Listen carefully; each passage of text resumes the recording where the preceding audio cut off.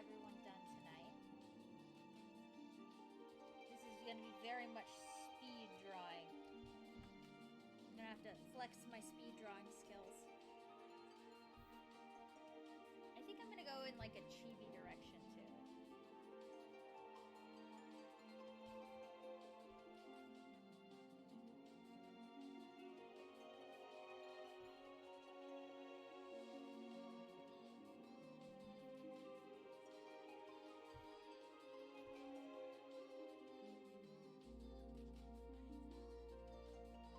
Aw, hi Kat. Thanks for stopping in. Have you been enjoying MSQ? I hope you have. Oh, oops, we're on the wrong layer. Glad we caught that now. Just lock this group open so I can't do that. Oh, that's good. I'm glad you're enjoying it. It's got like a Sailor Moon look to it. Very pretty.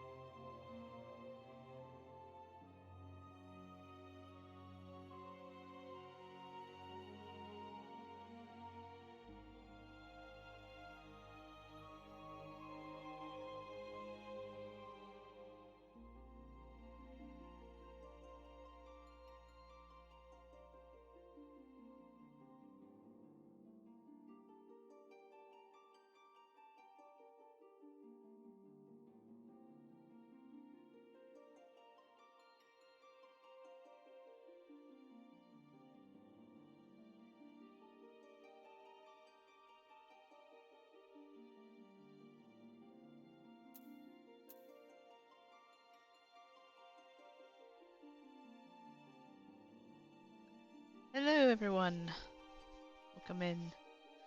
I'm gonna be doing some more Dawntrail MSQ. I need to get somewhere on it. I've been neglecting a little bit of it. I'm not gonna do a lot tonight, but I at least want to do something. So Tomorrow on my other channel, I don't know how much, or on the other channel for Variety TV, I don't know how much time I'll have for doing Final Fantasy 14, but I can try. We're gonna have some guests over, and I'm not sure what's all going on, if he's gonna take over this room or not. So we might not have it, or we might have it early and just not do it late. So, but for now, I can do something. Hey everyone! Maybe doing more like Gunbreaker. I need to do Pictomancer.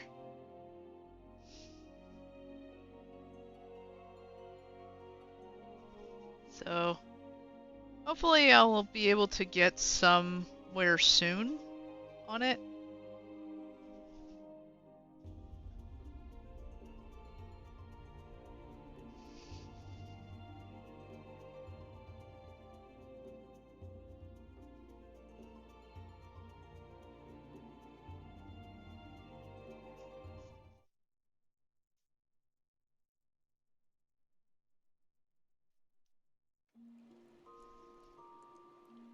Here we go. We get back online. I might do a little bit of other stuff too, but I want to do MSQ for sure.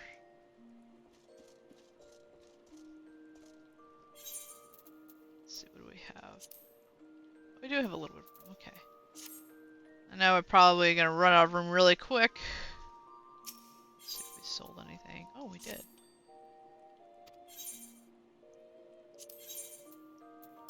That's not bad.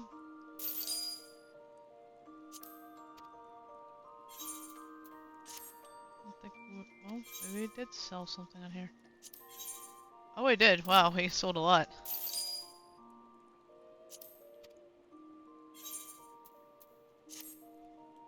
I've been slowly but surely trying to get things organized and sold and stuff. I know I probably need to sit here and do more of that, but I'll do that after I get to the little MSQ. So I am going to have a little bit of stuff yet to do.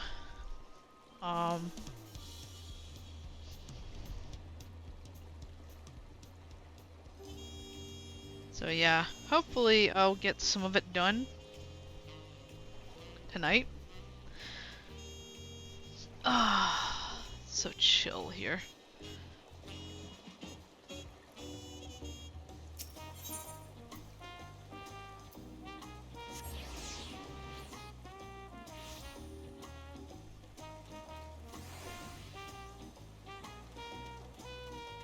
Oh, there we are. Hey. Wuklamat declared her intention to save the festival. I feared where it would lead us. I'm glad to see my concerns were unfounded. And just like that, we found an elector and won our first keystone.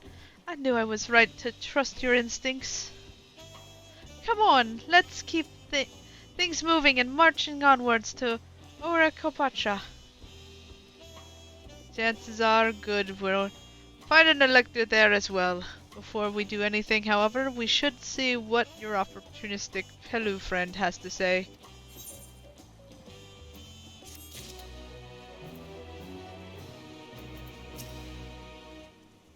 Come on, Fiesa, and let's see what's waiting for us in the next village. Okay. Now time to do this side. I've been waiting for what feels like days, and eaten enough of Brooks Evu's tacos to fill an army. What is it you'd like to know? Our main concern was confirming the state of the road ahead. As I recall, to reach Arakpaka, we depart from the Arch of the Dawn, and take the road west to the First Fork. Should we be wary or anything along the way? That is indeed the way to Arakpaka. After the damage wrought by the recent downpour, however, you'll be doing more stumbling than walking. But do take heart. When it does come to rugged terrain, we have a most dependable solution available. Come with me.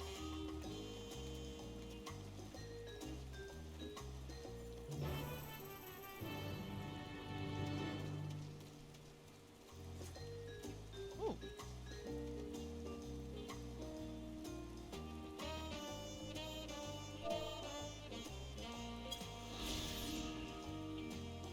Side bevy.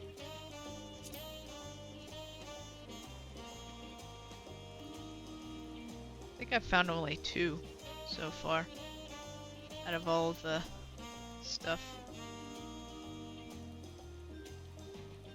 Let's see.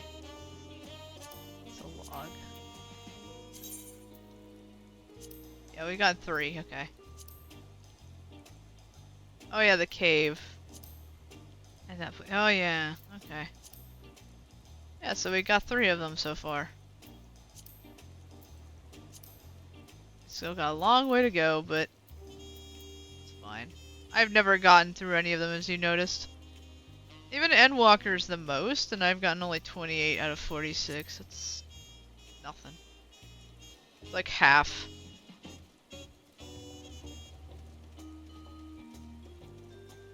Eventually I'm gonna do a sightseeing log run and just do every single sightseeing place. See if I can find each one of them. Though, the only one I'll probably use an actual kind of more of a hint on walkthrough type thing would probably be ARR. The other ones I can kind of figure out a little bit. I need to just fly around a while.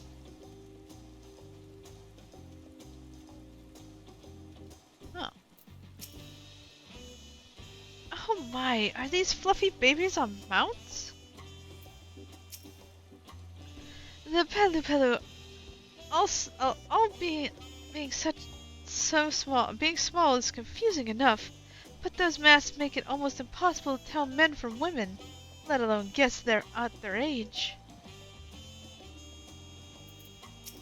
They'd probably be my size, actually. Ugh, why did it have to be alpacas?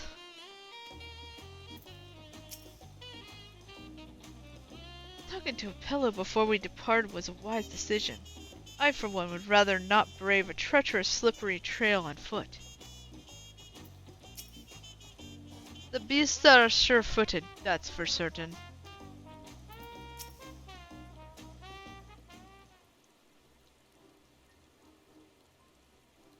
I introduce you to our most dependable companion, the alpaca.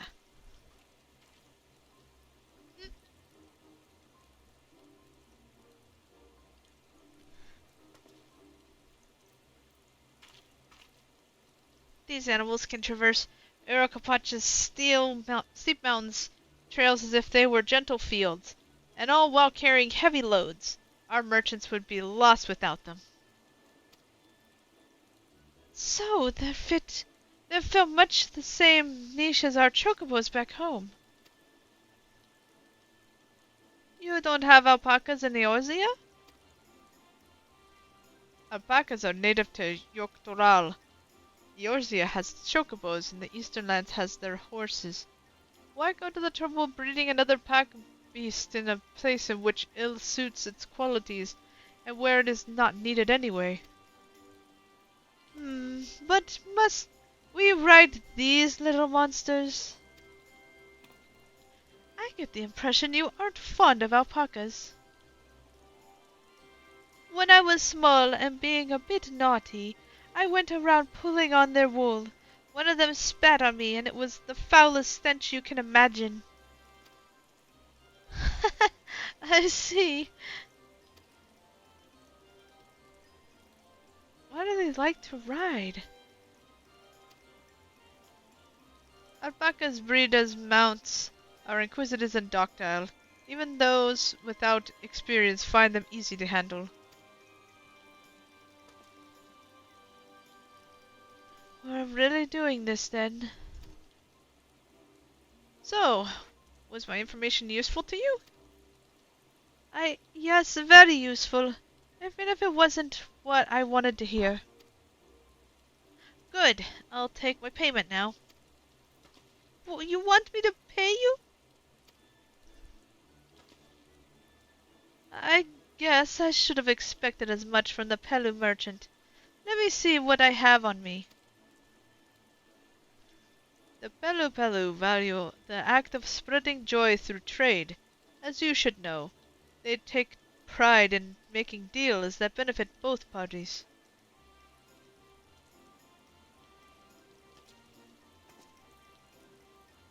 There you go, a price for your fair advice. Yes, I made a trade with the third promise herself. My friends will never believe this. I shall be on my way now. I wish you safe travels. Off you go then, and thank you.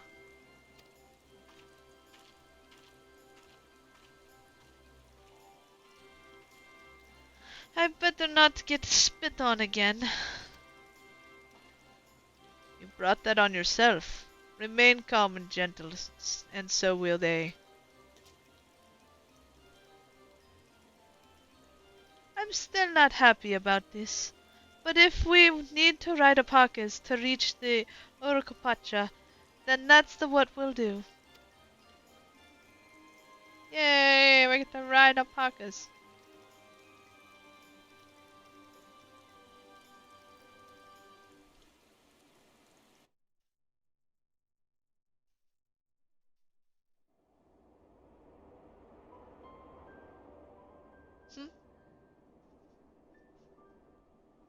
Turali poets of yore sang of a mountain that would stand tall, even should all other lands sink beneath the sea. Indomitable and eternal, it arises from Urkopacha, the 100 peaks of time. Of all the beasts which crawl and fly, only the legendary Valigarmanda could hope to disturb the summit's serene majesty. Yet, with that flying calamity imprisoned by the Dawn Serpent, what great feat remains for those who would claim the throne?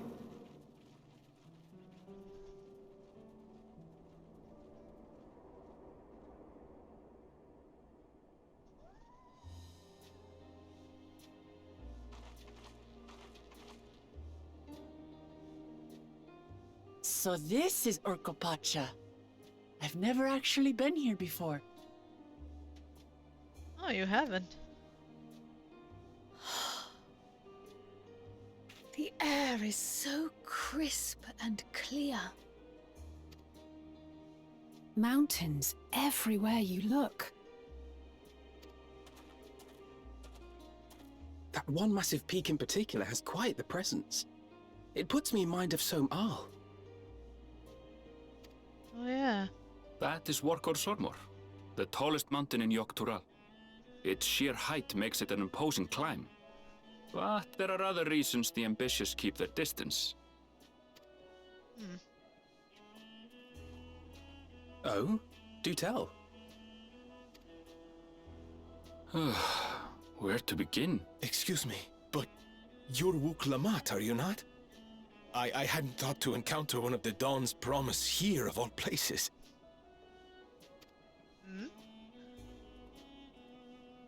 Oh.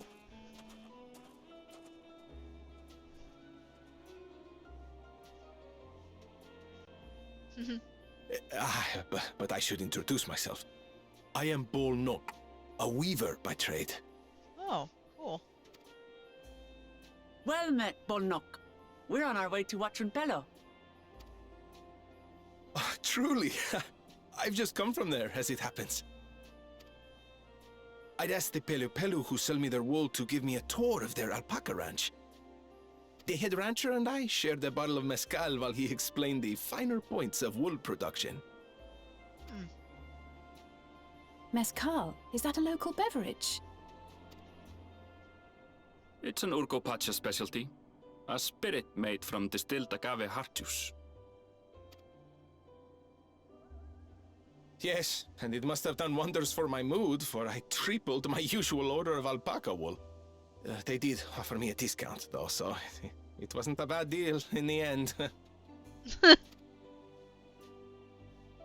But listen to me, boring you with my tedious stories. I will leave you before you are lulled to sleep. Goodbye, and safe travels.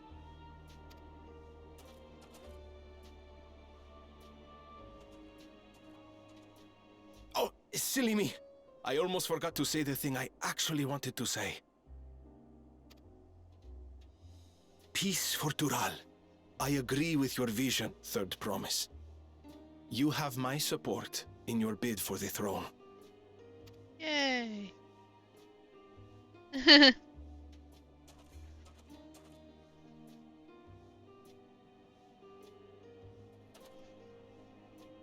I gather from his tale we would be foolish to underestimate Pelu Pelu merchants. Yes, they do more than run the markets in Tuliyola.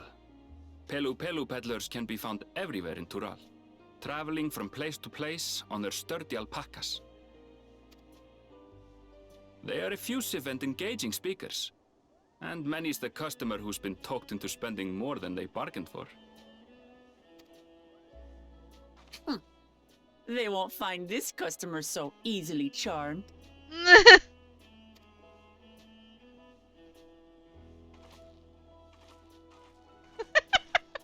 Watchun Pelo's down the path!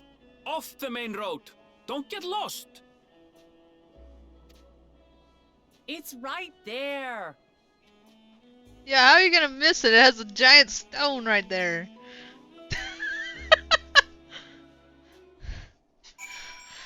Good grief, Arabelle, it's not that far. What's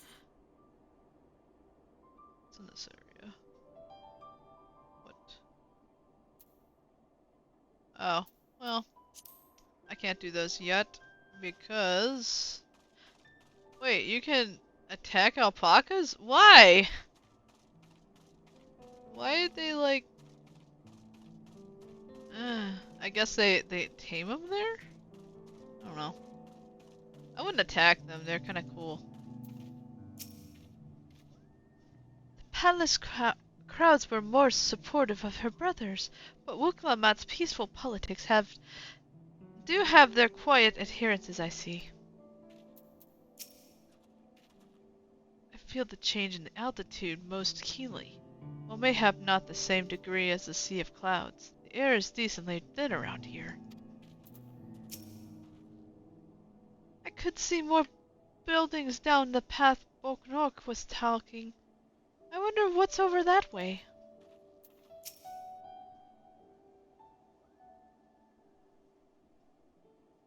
This is it.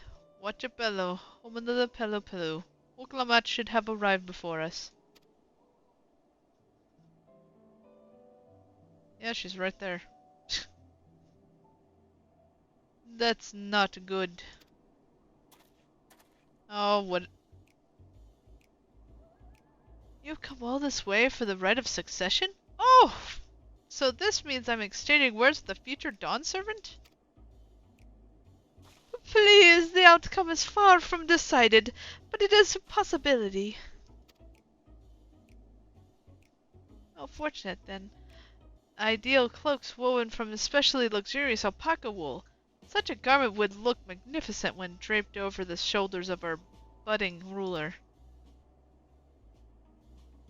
And the nation's ruler should dress her best for her adoring people, yes? Finery of our finest ladies, that's right. Come, Third Promise. My well-stocked shelves are but a few steps away. Finest lady? I like the sound of that. Alright, I suppose a quick look wouldn't hurt. Ahem. What did we just talk about? Well, when did you...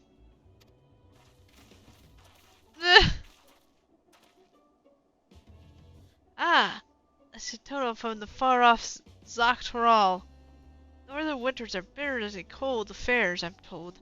Can't imagine how you survive them without a lovely warm cloak of quality alpaca wool. No, thank you. I am not in need of new clothes at the moment, and neither is the Third Promise. Perhaps another time. Of course, of course. My shop door is always open.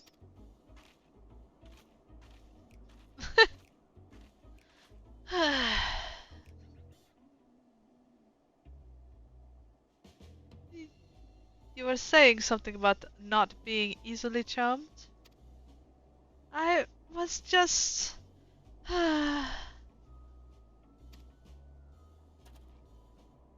As I mentioned previously, the Pelu people live for bringing happiness through trade. They won't cheat you or sell you defective goods. They will, however, disarm you with their deft turns of phrase, and unwitting customers like Wuklamat fall prey to this affable approach time and time again. Your only recourse is the clear and firm refusal. They won't pursue the matter should you make your disinterest plain. I value insight into the minds of the Pelu Pelu. Let us all take Arenvale's word of caution to heart.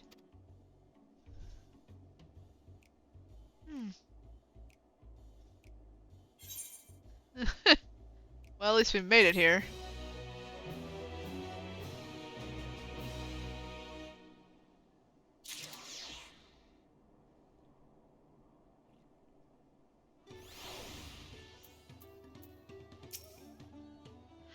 Wuklamat is lucky to have Arenvale. Everyone royalty especially needs a friend and unafraid to chide them when the need arises. I swear I let her out of my sight for one moment. I know, right? It would seem Pelu Pelu are also partial to coffee. All these houses and buildings made to Pelu Pelu size, and mine too, come to think of it.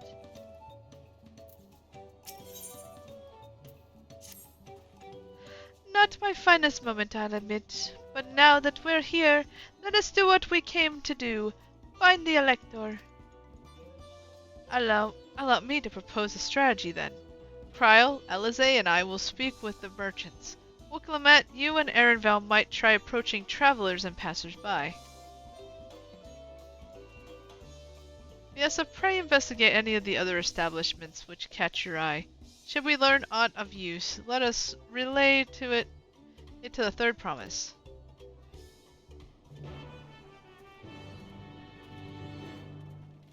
First, I'm gonna get the stone.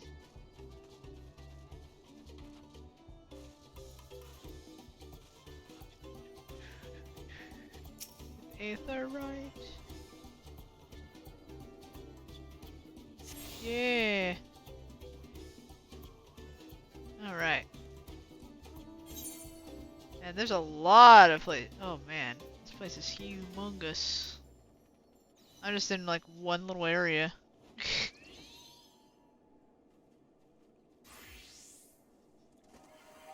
Wow.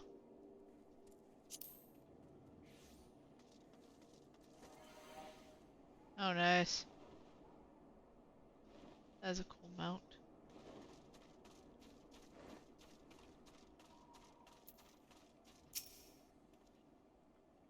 The Dawn Servant's Elector? Ah, I thought you were a new face in town. Here for the right of succession, I take it? Me, I don't much care who sits the throne, so long as they keep Toral peaceful. People tend to not be in the mood to relax and sip our excellent mezcal once arrows and spears start flying, if you know what I mean. Speaking of which, would you like a cup? A joy shared is a joy double, they say. No. Oh, right, yes. You were asking about the Elector business?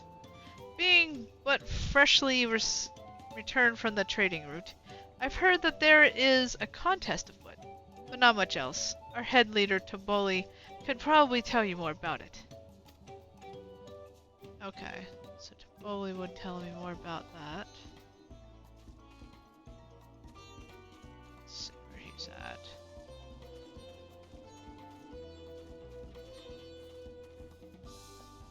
There's The Alpaca Keep. And the gemstone. Oh, there's a gemstone trader here too.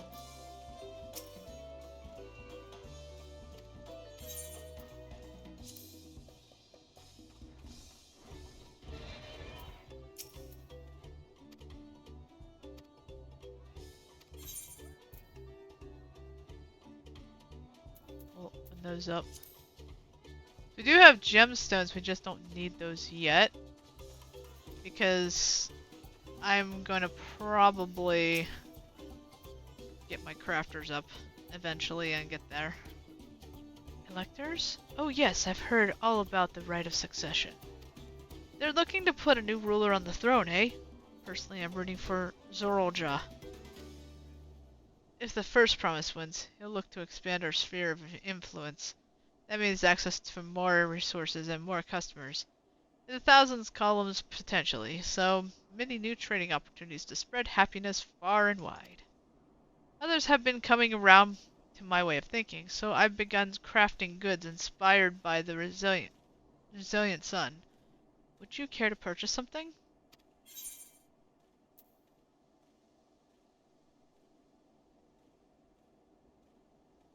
No, I will not. Very well. You said what you want to know about the Elector? I could help you, but I won't. I can't tell you no supporter of Zorolja or his policies.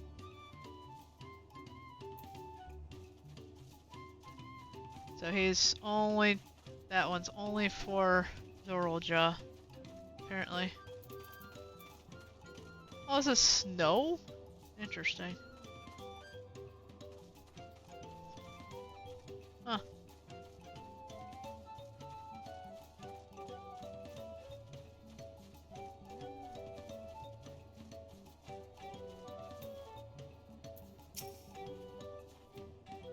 Hello there, I'm Mablu. Did you have a question for me? Sorry, I don't know about any electors. You should take a moment to see our prized alpacas before you leave, though.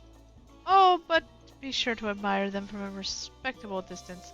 Get too close and our nervous starlings may be tempted to spit on you. And that stuff stinks. It happens to a visitor buyer not so long ago. Tobil, that's the head rancher, was so mad at me for not giving a proper warning. No one makes a mistake without Tobuli noticing. He knows everything that happens on this ranch. Interesting.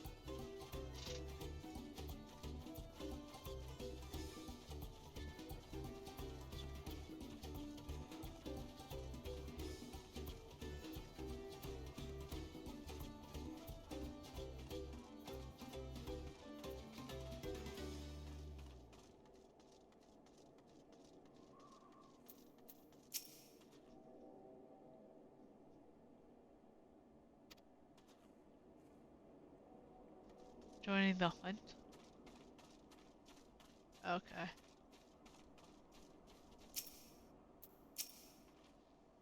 You really have to watch yourself around these silver-tongued peddlers. I almost bought a bottle of mezcal, and a stack of blankets, and then there was this enchanting ornament. Anyway, I did manage to learn that Tobeli is the man to talk about about the contest. Now, if only they shared where this head ledger of theirs is to be found. Really? He is also a head rancher? Well, the alpaca ranch is not far from here. I'd say we pay a visit before the others return.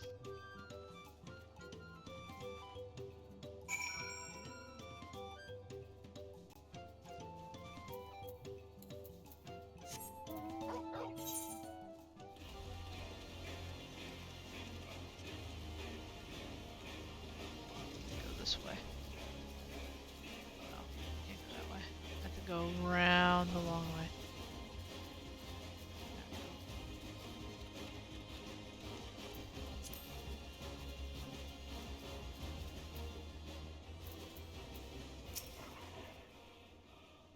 Back already?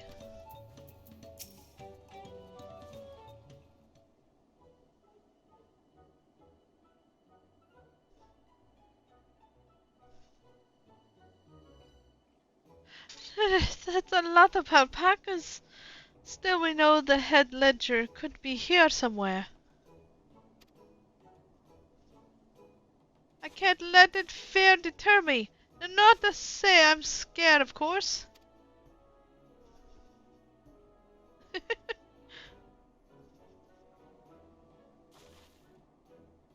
Hi. Excuse me, is one of these workers to bully? To bully? Oh yes, he is. He likes to mingle with the ranch hands and keep an eye on things. I can't tell you which one he is, though. You can't? Is this part of the contest? All I can say is that Tabuli often mentions his favorite pungent subject.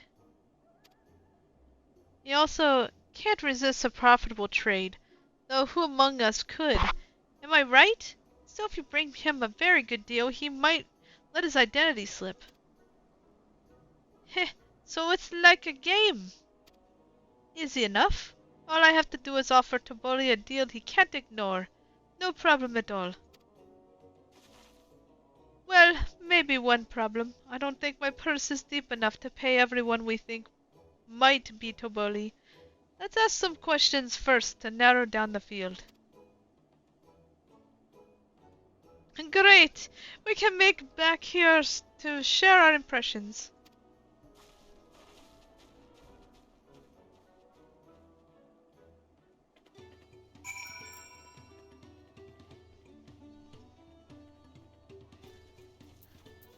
Talk to the diligent ranch hand. Ah, a visitor from across the salt, if I'm not mistaken. Be warned, the alpacas will spit if you startle them. I suggest you keep your movements slow and deliberate. Okay.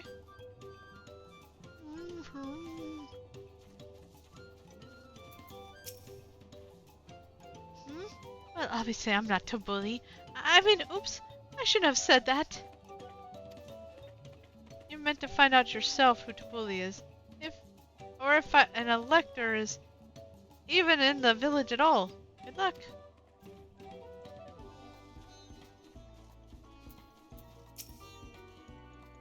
You think I might be Tabuli? Well, maybe I am. All I will say is that this village, none have reared more alpacas than I. Okay, so...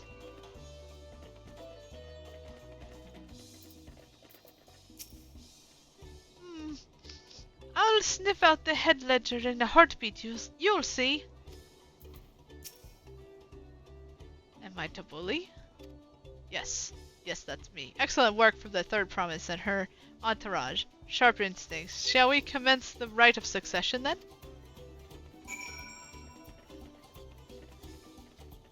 So, are you sure? Well, you're not ready to begin the contest?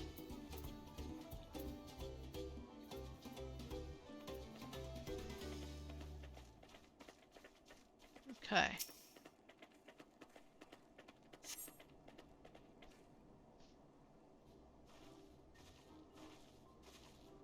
I see we're both done with our interrogations.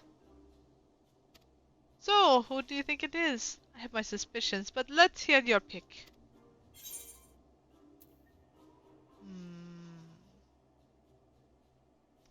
I don't know, he could be lying. Nonchalant ranch hand. But I'll say him.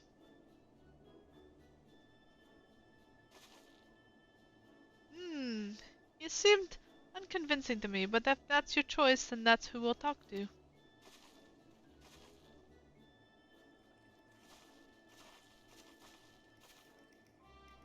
Tabuli, I offer you a deal. The truth of who you are in exchange for a tiny sum. What do you say?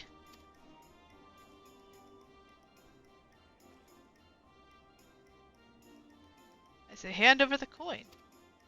Truth is, I'm not even a ranch hand. I just like some come by and watch the alpacas. What? You don't even work here? I knew I should have gone with my gut on this one. But now's not the time to mourn waste coin. We need to regroup and rethink this. I think I know where it is.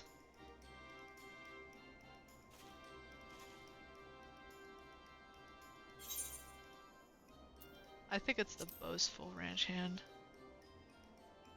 'Cause he has... That loud, boastful fellow? I suppose he could be Tobuli. Only one way to find out.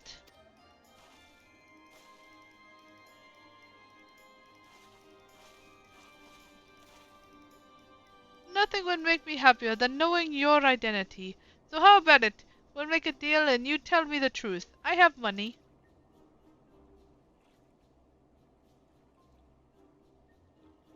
Haha, then I agree to your trade.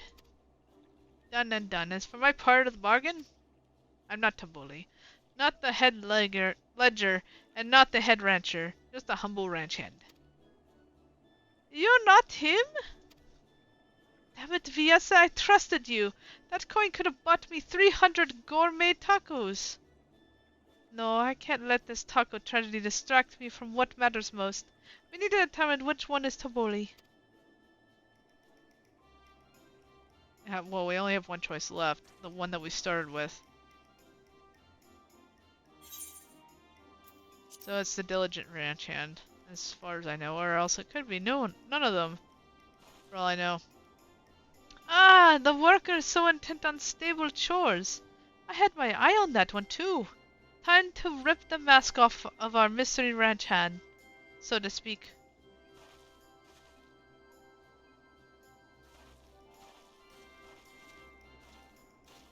We know it's you, Tobuli, and to prove it I propose a deal. A generous sum of coin for the confirmation of your true identity.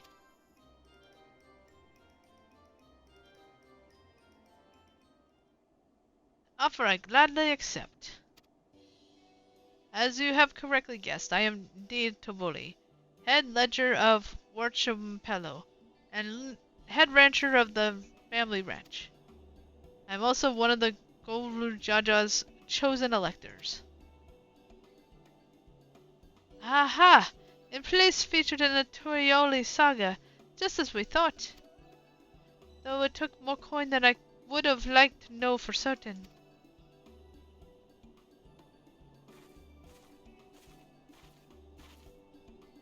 She found out she found out fair and square, Tabuli. And I'm glad she did. Would have been a pity to had her bid end here.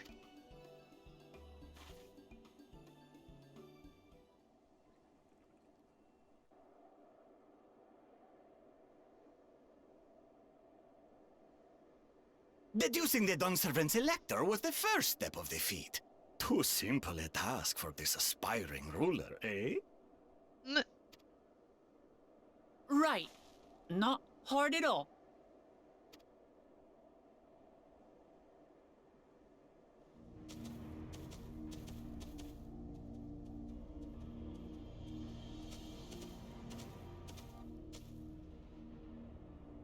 Zorolja.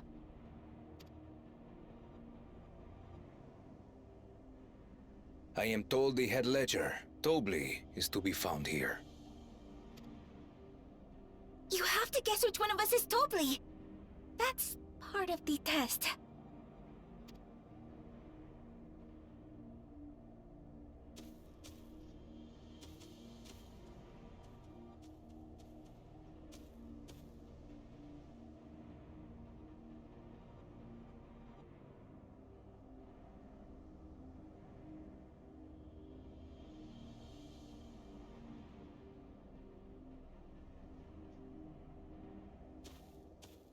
You're Wow. Tobli.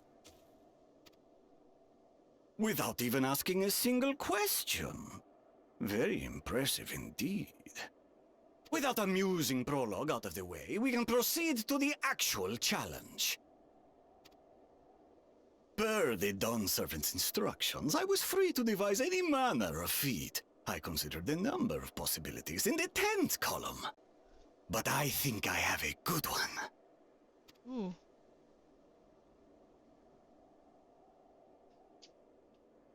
You must go forth and capture for me an alpaca. I knew it. I guessed it before I even came here. I was like, oh, do you have to go and capture alpacas? While I've not had the best experiences with alpacas, aren't they generally docile creatures? That doesn't sound like much of a challenge. Bring out the example!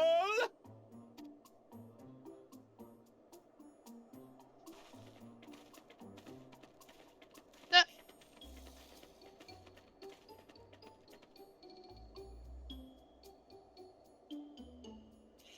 This is a special kind of alpaca. Would you please approach the animal, Third Promise? Who, me? Well, it should stay calm if I stay calm, right? That's what Erinville said.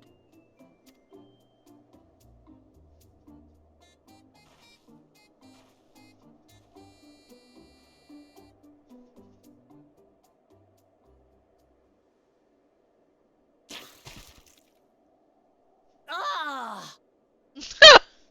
The little monster spat on me! Ah, oh, that stinks. I can't.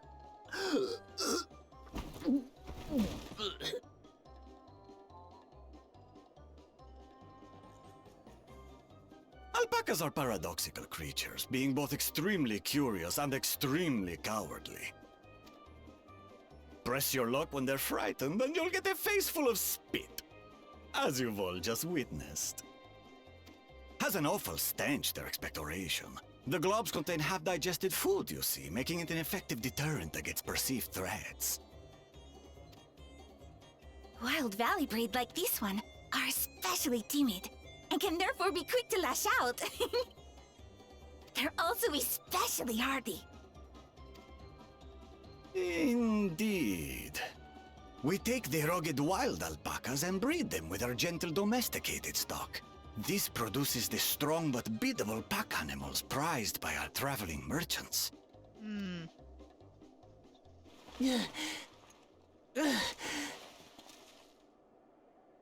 That's all well and good, but did I need to bathe an alpaca spit for you to make your point?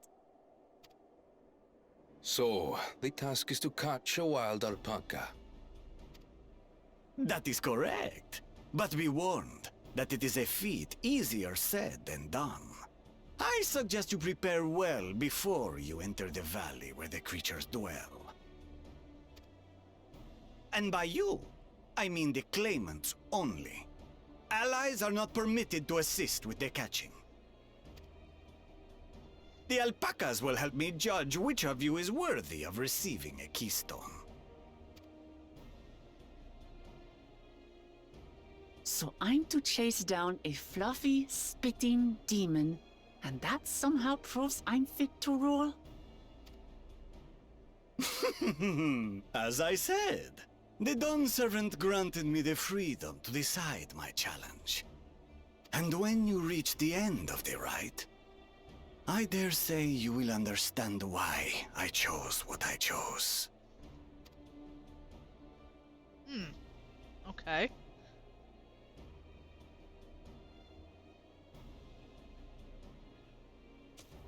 Very well. This won't take long. Wait! Didn't I warn you this was easier said than done? There are preparations to be made, factors to consider. A beast is a beast. All yield to strength. There has to be something more to that. So far, this experience has done absolutely nothing to improve my opinion of alpacas.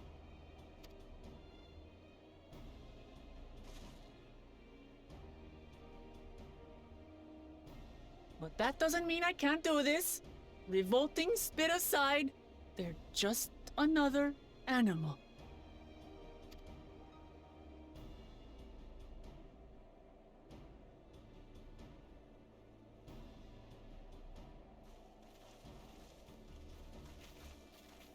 Are you all right, Orclamat? We thought we heard you scream. The third promise does not scream. It was more of a startled yelp. Scream, in other words.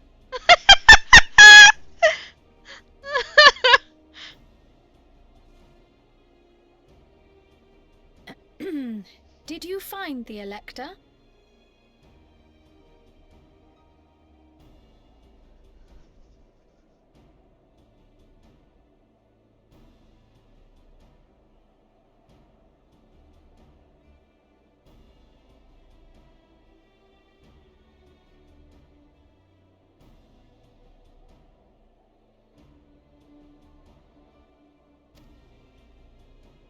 Oh, we certainly did.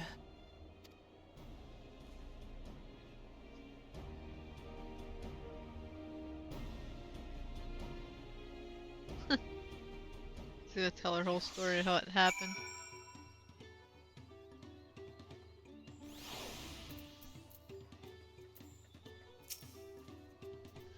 I was impressed with how easily Zoralja found Tobuli, but also sort of frightened. I've done my duty and assigned the Clements to their feet. The rest is up to you. Is up to them. Did I say remaining calm was a key? But the same rule don't apply to wild alpacas. Judging by the volume of Woklamat's scream, alpaca exportation must have nasty odor, indeed. I'm content to remain ignorant of the smell. Soralja put me in mind of Garlemald's own exalted son. Or of the two, though, Xenos was undeniably more arrogant. So, this is our sought-after Elector.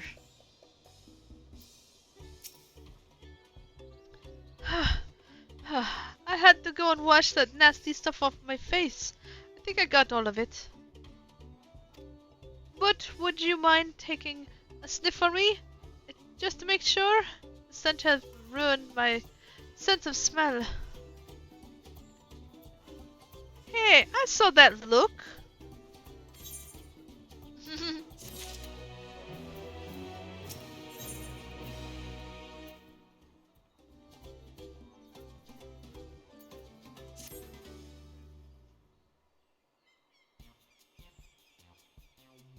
As Wuklamat helped demonstrate, the valley alpaca are wary of people.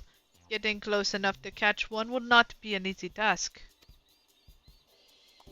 Might have warned me about that earlier. I had enough trouble with tame alpacas. How do you expect me to wrangle a wild one? The proper saddle. We infused the leather with a relaxing scent that soothed the spinning beast. Wonderful. Give me one of those then.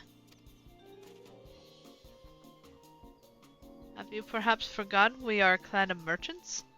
If you want taming saddle, then you'll need to find a saddler and make them an offer. They don't come cheap, of course. Crafting a saddle will cost you the equivalent of 10 pel in thousands column. You mean 10,000 pel? I don't have that kind of coin. Converting to gil, that comes around 1 million or so. Yep, if we all pitch in.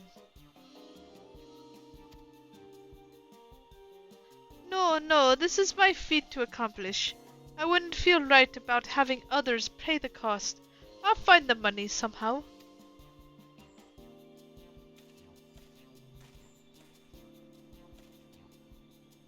In that case...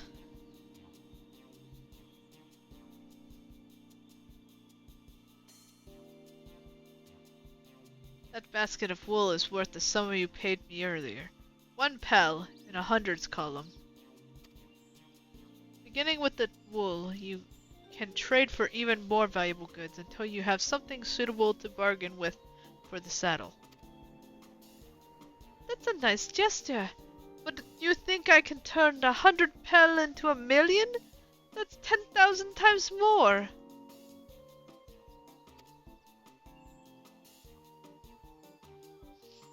we need 10,000 pel, not a million. So we're looking at 100 times more. Oh, right! I panicked and got confused with Alphino's million gil.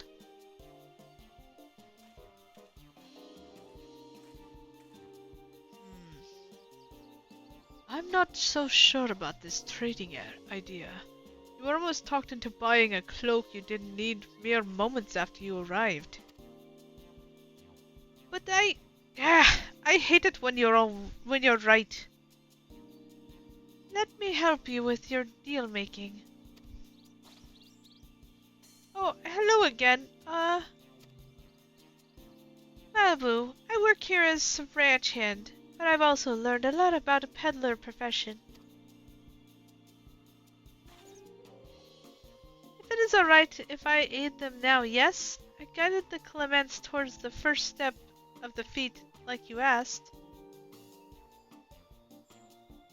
As long as Wooklamat goes alone to capture her alpaca, she is free to accept assistance from whoever she likes. Hooray! Let's see about getting that settled then. Third promise. I don't know what you make your offer, but I could use an ally with a beak for bargains. Welcome aboard, Malibu.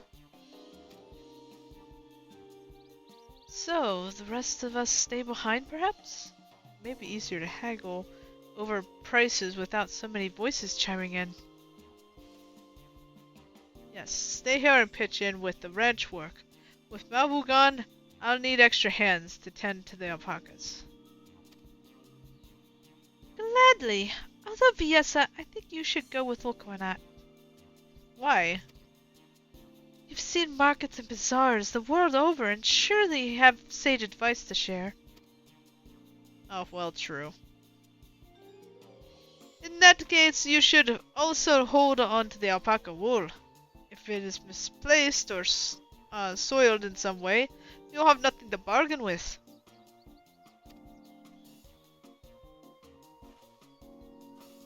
As if I'd do such a thing! But I'll leave the wool with Viessa anyway.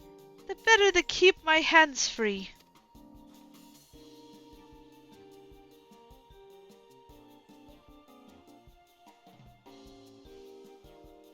To begin, I suggest we trade the wool to Havoli the saddler. He won't agree to a deal, of course, but it'll give us an idea how much he'll accept for his wares. So everyone else is just gonna go and tend to alpacas while I help out with Wooklamat with trying to trade. Okay. Turning 100 pel worth of wool into a 10,000 pel saddle is exactly the kind of suggestion I expect from a head of a merchant clan. I'd worry if it was just Wooklamat, but it sounds like Malibu knows a thing or two about trading. I have every confidence you'll come back with a saddle. Tending the alpacas, are we? I have some experience with that when I was younger. Well, at least you have some experience. Malibu hasn't given up yet. Given up, I see.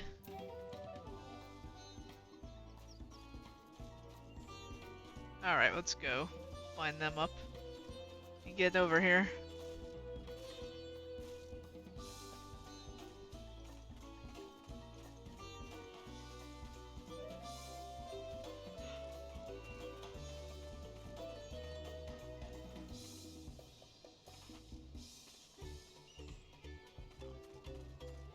Up here.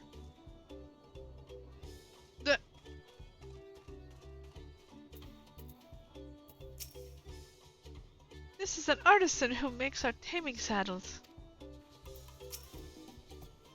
Is this really possible to make 100 times what the wool is worth just through trading?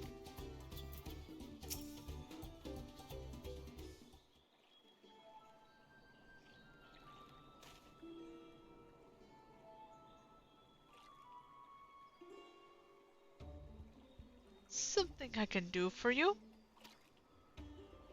We've come to bargain. I need one of your special taming saddles to catch a wild alpaca. A saddle, is it? And how will you pay for it?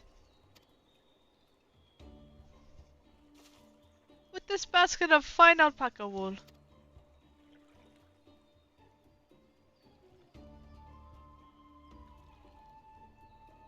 What use does a saddle maker have for wool? Besides, though, this would barely cover the cost of a single strap buckle. Offer me something I actually want.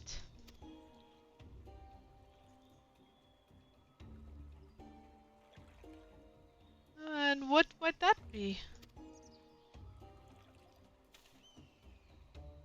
Mezcal. I like to nurse a cup at day's end while I inspect my finished work. Bring me a jug of quality stuff and you've got yourself a deal. This bodes well for us, I promise. Such mezcal can be a hand for only 5 pel and 1,000 column.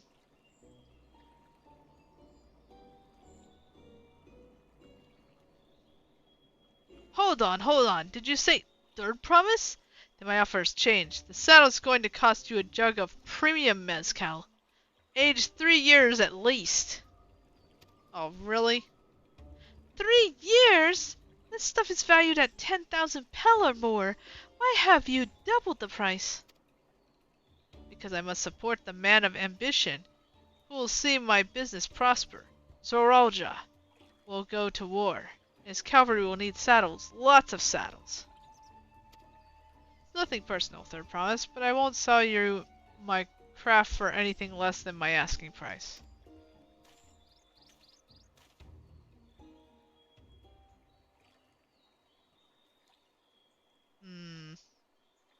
That's unfortunate. Can't say that I blame him. I know for championing peace, and peace is unlikely to bring him more customers. Those are our grandparents' generation remember the dark days when the clans were at war. Many of these Pelu pray for your victory, Woklamat. The younger ones, though, to them strife and bloodshed are children's stories. They think themselves safe from those horrors and take the peace we now enjoy for granted. Still, others are unsatisfied with this quiet prosperity and crave the future of the second promises and visions. They become obsessed with the innovations like the dirigibles that have made trade swift and easy. Then you have those like Havali, convinced that the first promises plan to conquest will afford them opportunities for great profit. But what about you, Malbu? Aren't you the younger generation? At least year or two younger than me, I'd say. Oh, I was raised on the old tales. I memorized the accounts of what it was like when Yokoi ruled our village. That's why I offered to help. I want you to become Dawn Servant to keep our nation from going back to the way it was. Well then, I guess I better make sure I win the contest. But the type of mezcal the saddle maker wants is so very expensive. Weren't we expecting to need 10,000 pel from the outset? Onset? Nothing's changed, we just need to get on with it. I may not have a head for trade or my stomach for alpacas, but I won't give up with the piece of Turioli on the line. Then neither will I. We will make you Dawn Servant. Aiming for that 10,000 pel jug right away will only bring us failure and frustration. So let us first try exchanging the wool for anything even a touch more valuable. The trick is to find someone who needs alpaca wool and is willing to trade at a loss to acquire it. Someone who supports your bid for that throne, for instance.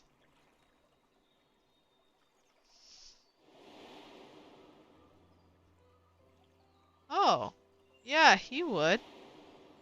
Where he's left, though. Of course, the weaver. Bolnok was his name, I believe. He went out of his way to say he agreed with my vision and he was here to buy wool. I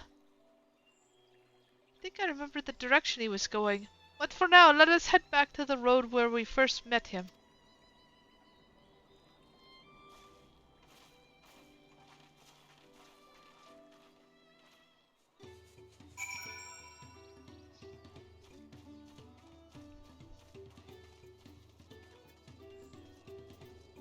That was this way.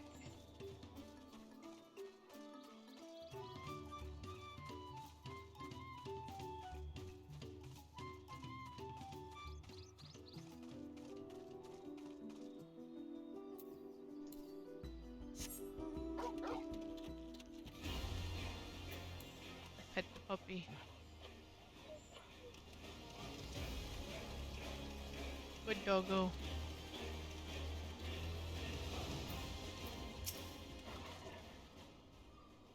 This is the spot. After Bonlock talked to us, he walked off to the south. And he was probably going to Isfoli's Inn. Most visitors to Wakon Pillow end up staying there. Let's go and check, shall we?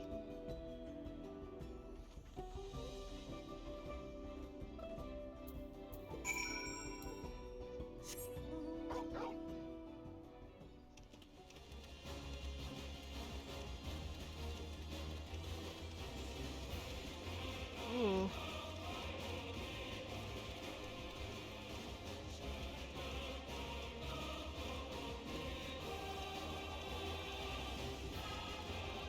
Discover new location. Ooh. Cool little sign.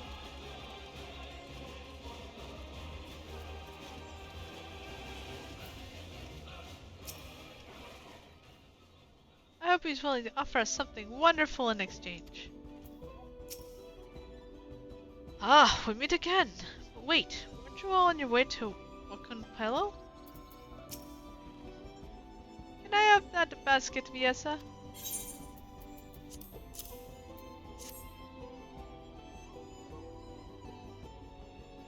Thanks. Now let us see if we can turn a profit.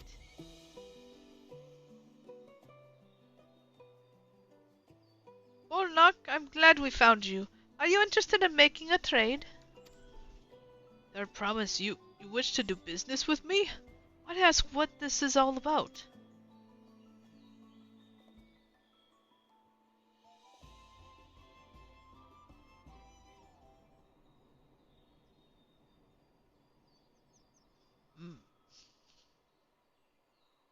I see. So the goal is to turn that basket of wool into a jug of 3-year-old premium mezcal?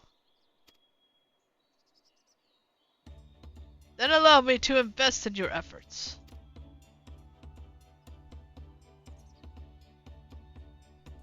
Peace in Toral is what allows me to cross freely into the lands of my suppliers.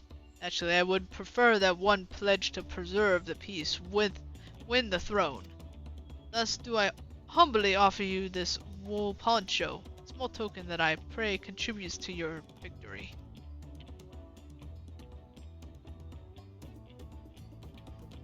Oh, that is a fine craftsmanship. A garment like that would easily fetch 5 pel in a hundreds column.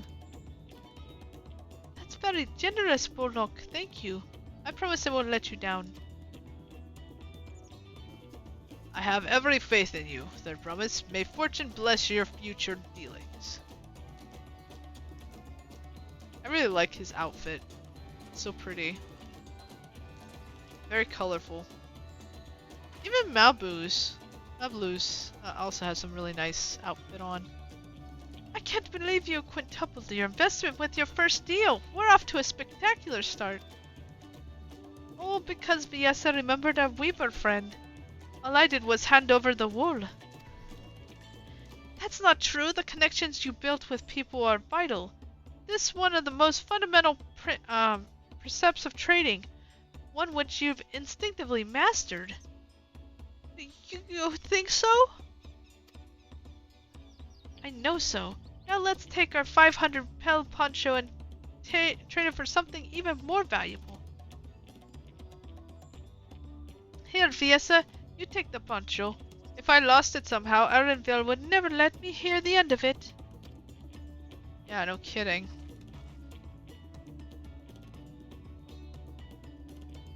All set! Our next dealing is waiting to be found.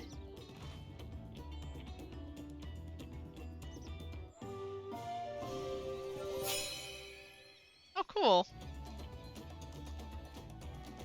Traded 100 pel basket of alpaca for 500 pel wood poncho.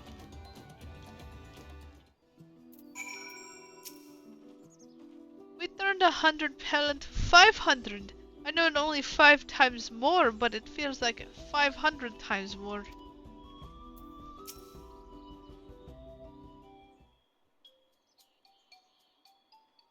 Leveraging connections is a sole strategy, but we should also consider supply and demand.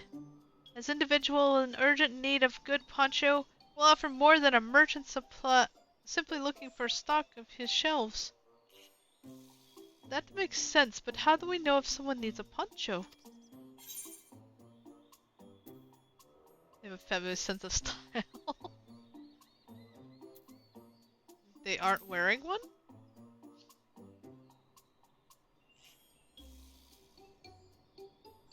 That's the obvious answer, isn't it? We look for a person without a poncho and hope they'll eagerly buy ours. Yes, there you go. We'll find a demand for our supply.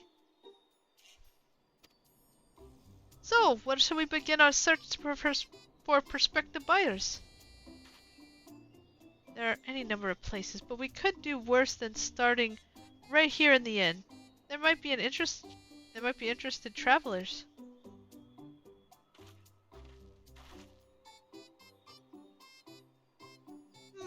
Who needs a poncho?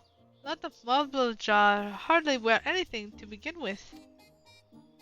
They're probably lance guards or sellswords. Marblejaw, whose soldiers are for living, prefer not to wear much above the waist.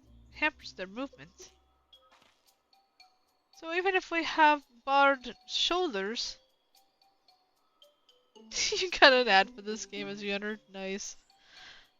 So even if we had barred shoulders, Marblejaw is carrying can be struck off the list. Yeah, I say so.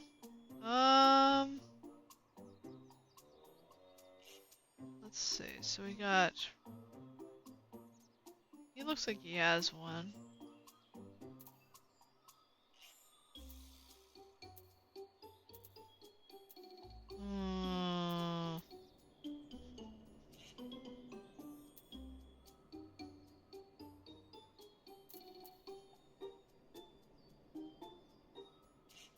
Maybe him?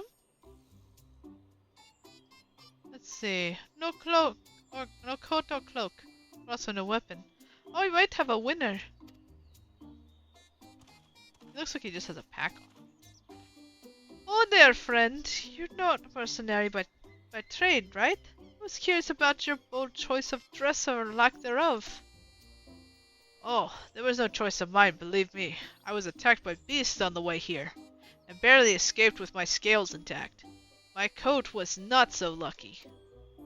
I'm actually a tool maker from Toriol, and I was dressed quite smartly, all better to show the Pelu I am the man who takes pride in his appearance and therefore his work as well, but not look at me. Well, sir, this is your lucky day.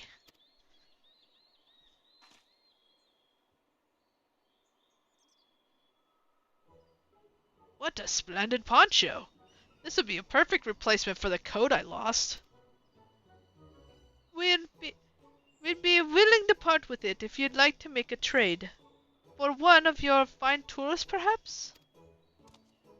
What about this hatchet? I crafted it myself and will vouch for its quality.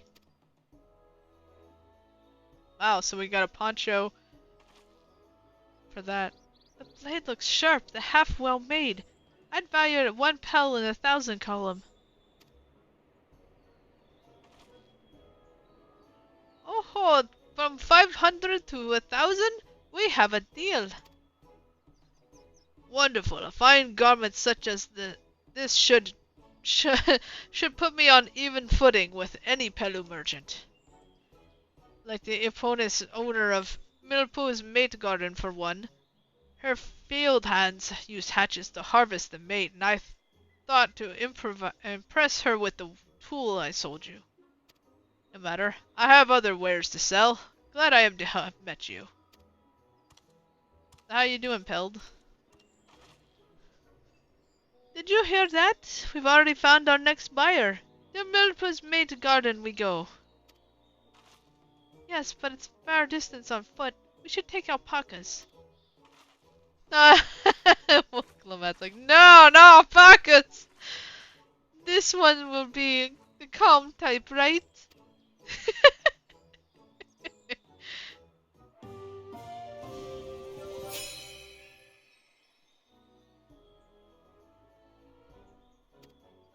So we did pretty well. We're trying to earn up. I'll tell you what's going on, Peld. We're trying to earn up enough to get this. It's like a saddle for an alpaca. And it's a special type of saddle that it helps them like it has some sort of smell that helps them relax.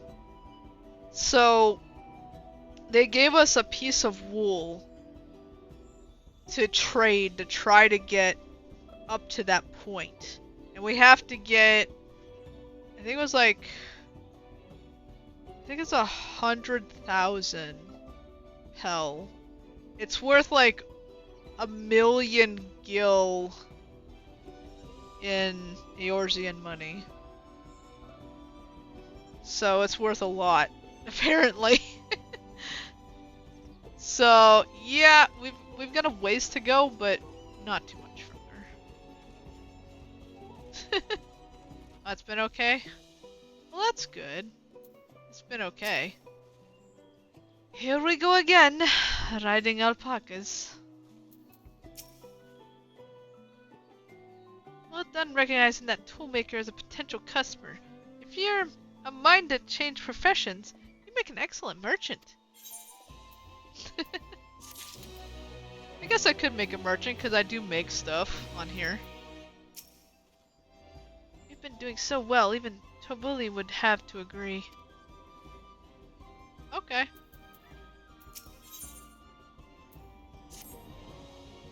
Before we get moving, we should be the one to. You should be the one to hold this. Oh yeah. Give me that. Yeah. So you don't ruin it. With that, I suppose we should hop on the alpacas Mabu had so kindly provided. Mablu, take us. Ready to go? Let us mount up. Yes. This is cool. Please don't spit, please don't spit. You'll be fine, these ones are accustomed to people. I still don't trust them. You have a knack for riding, no matter what you say. Without our pack of friends, we Pella will never have become traveling merchants. Can you imagine walking all the way to Tural? Yeah, that must be a long trek.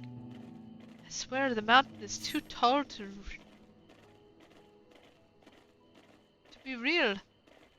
Oxamor, wasn't that the name? A forbidding sight, isn't it?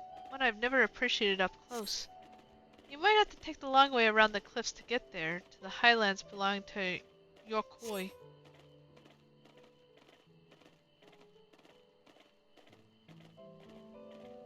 So, Mabu, you said you were learning about the peddler profession? You don't care for ranch work? No, I love it. I love working with alpacas. But becoming a peddler has always been a dream of mine. It's just, I'm not sure I have the talent for it. If I can help you buy a taming saddle though, then I'd be proof that I can do this after all. In that case, you best get ready to be a merchant. Look, we're almost there. Oh yeah, I see it. Ooh.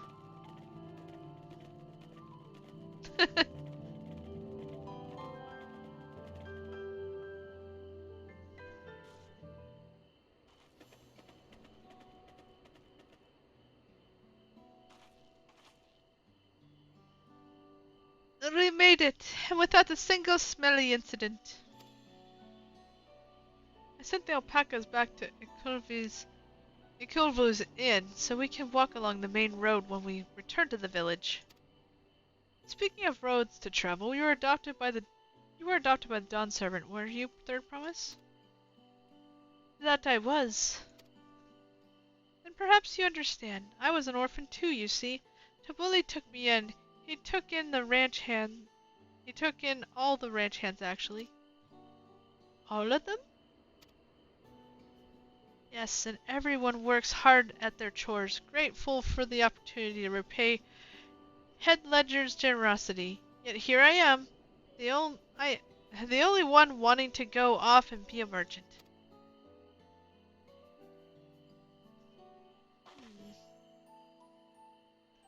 I'm sorry, I don't know why I'm telling you this. We need to keep trading things for your saddle if you're to prepare for the feat of gold. As it's mate's harvest season, they can't have too many quality hatchets. Add to that Woklomat's way with people, and we should have no doubt making a favorable deal. That Mikpool here herself over there. Pass the hatchet to the Third Promise and let's go get to bargaining.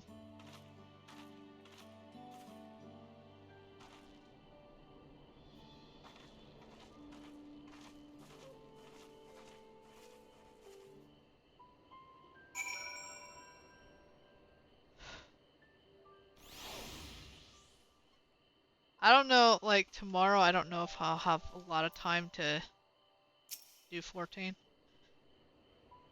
Did you give the hatchet back to Woklomat?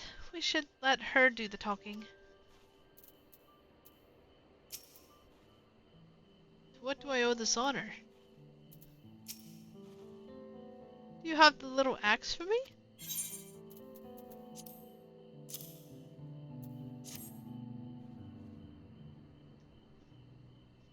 Thanks. Now I see what we can get for it.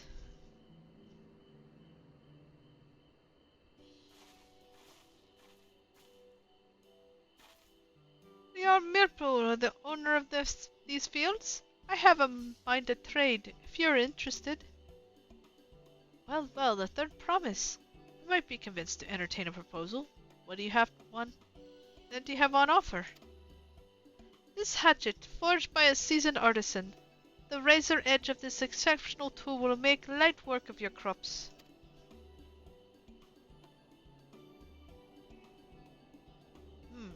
Quality is acceptable, I suppose. I'll offer you a large sack of mate leaves in exchange. A sack of mate leaves is valued at 1 pel in the thousands column. Same price as the hatchet. The deal would bring us no closer to the mezcal.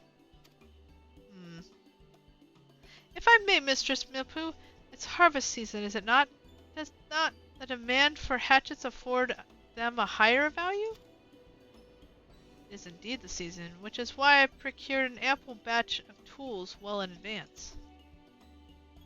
Oh. We've missed the window for demand! In that case, we'll have to fall back on connections. Think of it this way, General Deal here will put you in the Third Promise's good graces. Surely that's worthy of consideration? I do not wish to give offense, but I mustn't tell you that I stand with the Second Promise. These innovations will improvise every aspect of our lives. I believe including farming, and I will no longer have need of hatchets. I assure you that I have nothing but respect for Woklomat. That is why I am prepared to purchase a square hatchet at a fair price. I suppose it is fair given your reasons, but we ourselves would be no better off in the transaction. How about this then? If we were to help bring in your harvest, would you give us a better deal? As a matter of fact, I would.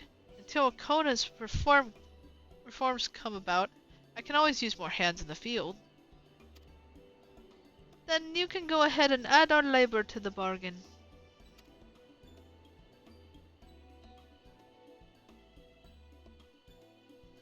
Added value to tips and scales.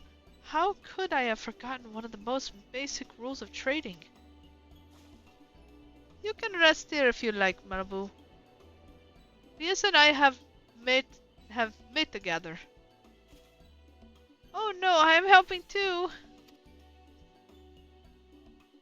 Off to the field then, and mind you, you pick the healthiest leaves. I'll take 5 good bundles from each of you.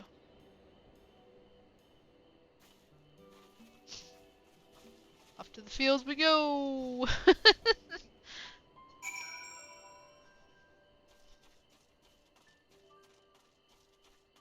Doo doo doo doo.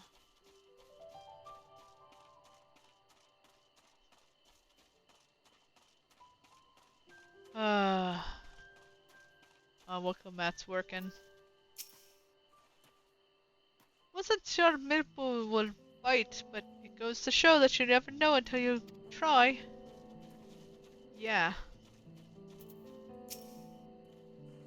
Have you ever seen someone pick mate leaves? Imagine the opportunities to see such are few and far between.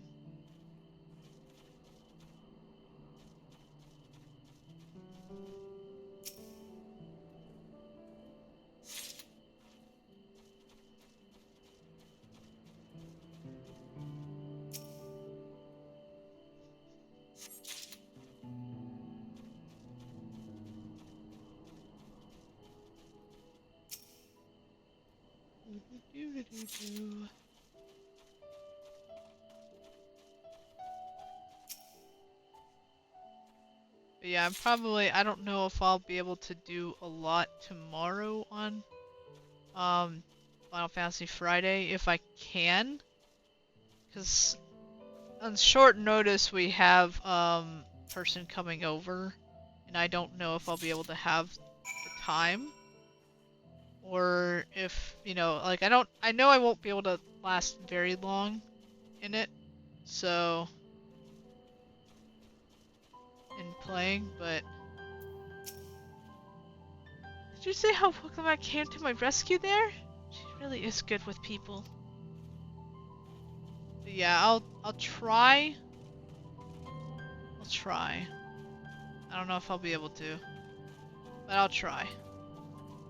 I might have to do it a little earlier. I'm not too sure. Got my side of the bargain. You brought me some leaves then? Yep. There you go. Bunch of leaves.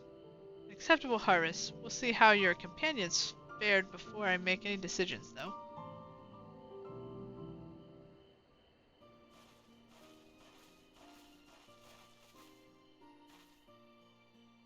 Here, we bought that share as well.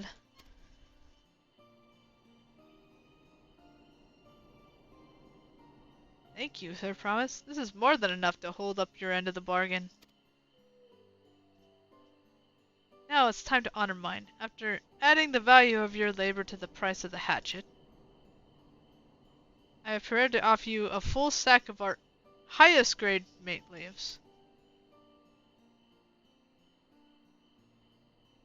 Premium mate!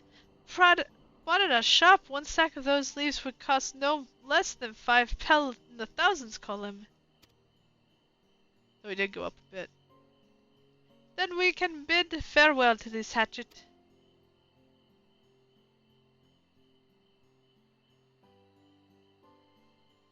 I'd give it a good home.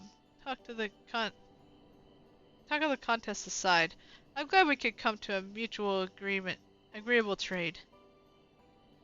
As am I. Am I the best with the rest of your all the best for the rest of your harvest. Bye.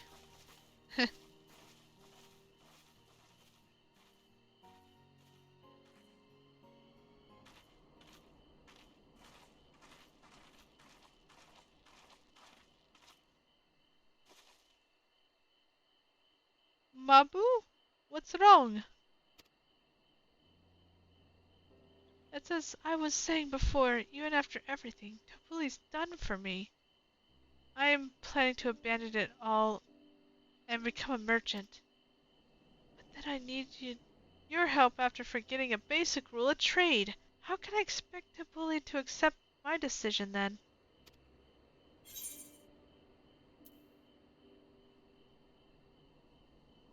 So you intend to give up then?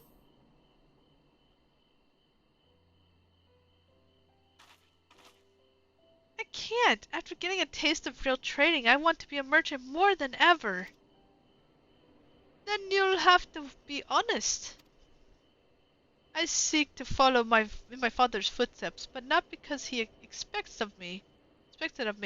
I want to preserve Toral's peace, and becoming Dawn servant happens to be the best way to do it. You should live a life of your own choosing. I wouldn't be surprised if Topoli held the same opinion, so talk to him. You're right. It's better to find out if for sure than worry over what he might say. Thank you for the advice.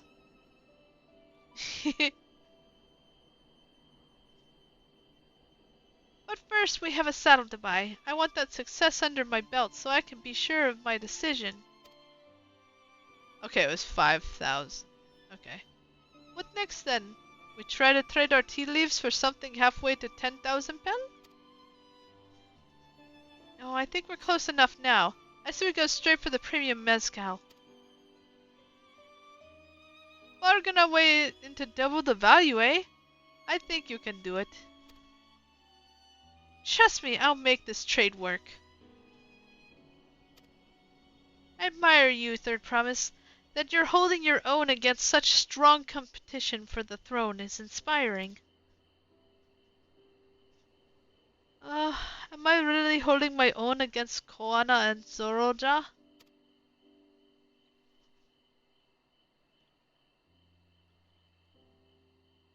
I mean, of course I am. I'm Wuklamata, the Dawn's Promise after all.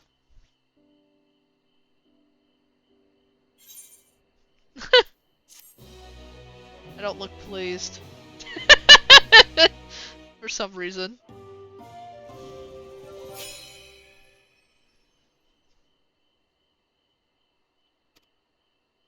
So I guess we're just gonna have to get the top stuff for the next one.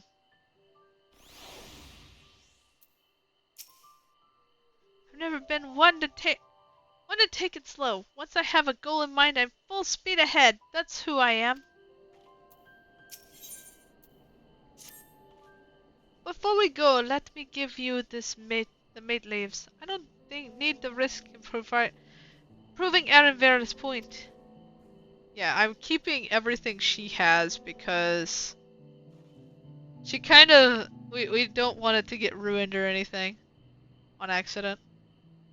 Ready then? Our next stop is the Mezcal Distillery.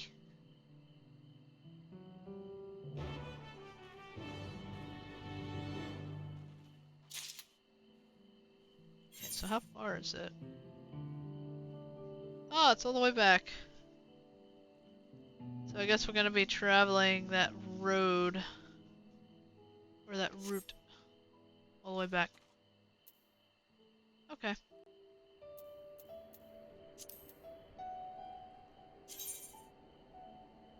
Let's see.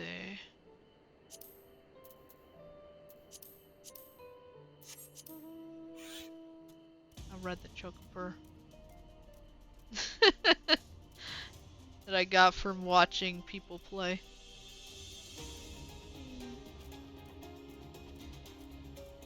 Doing, doing, doing, doing, doing, doing, doing, doing. I like the Chocoper. She kinda looks cute on that mount though. Is this the way I'm supposed to go? The coffee grounds. Okay, that's the coffee grounds. I think so. Let's go this way. Got a ways to go. Take it over. This will be the perfect way.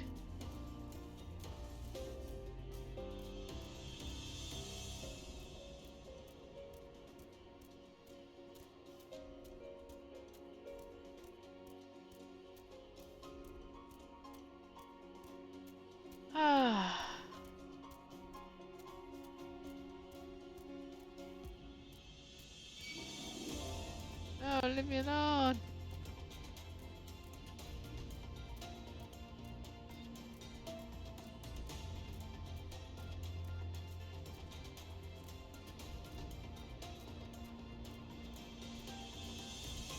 Lobo. A lobo abuja.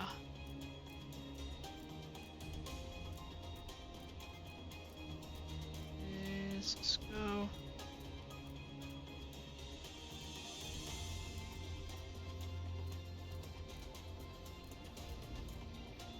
Maybe it does need to go the other way. Oops.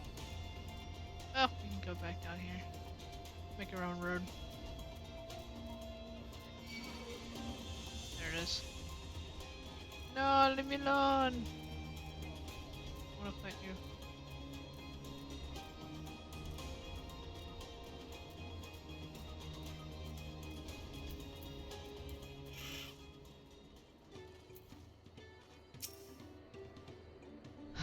Oof, the smell of mezcal is overpowering. Powering. The fumes alone are making me dizzy.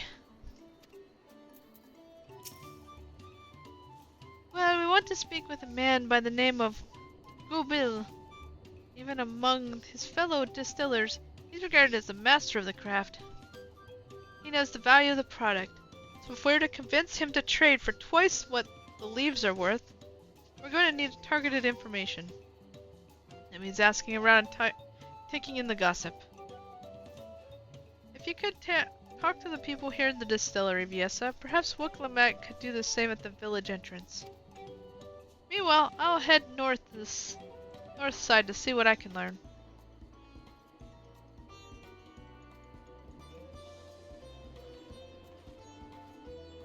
Ah, so I gotta be Tataru's type thing. Vivilja. He knows about him? Me? I am a chief of Turiel. I often come here to buy Willy's mezcal at the finest in Tural, according to my customers. He always brings out a jug during our dealings, but I can't handle this stuff too well myself. I take small sips, not wanting to be impolite, you understand? I still end up so addled as to agree whatsoever price he quotes me. It would be nice to have less, potent refreshments during such conversations. Else I might have to seriously reconsider our arrangement. Interesting. Let's see.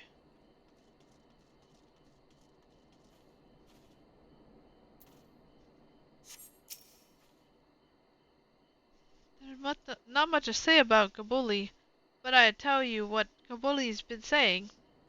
The other day he was wondering about monsters prowling around a cave jaws. That's the field where they're gathering ingredients for the mezcal. Their presence here have made it harder to procure said ingredients, and thus driven up the price of his product. A boon, some might argue, but it's hard to celebrate when its effective work as it does. Can't bring joy to people if you can't keep making the thing they love. That's true. Some people just want to have their things, no matter what. Gabuli might be a deft hand at distilling, but he's got no sense when it comes to the appearances. Rumor has it he's been invited to the palace for business negotiations. If he presents himself to the court wearing his usual rumpled attire, though, he'll be laughed out of Sunperch.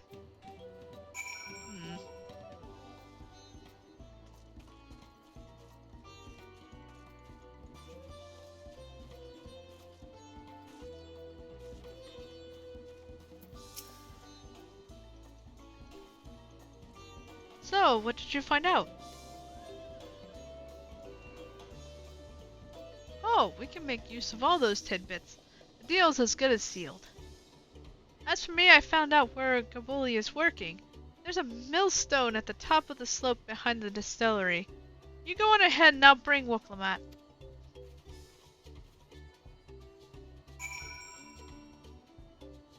So, over that way? Wait.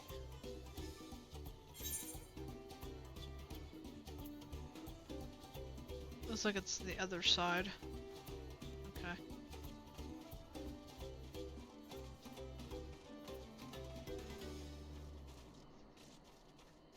Let's try this way.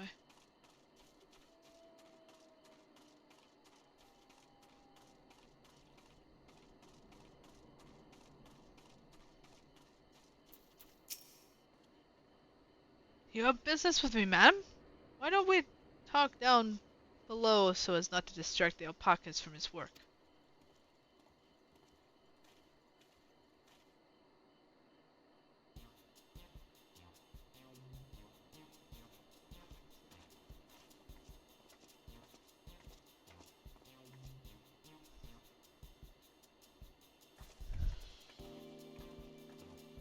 Here they are. Yay.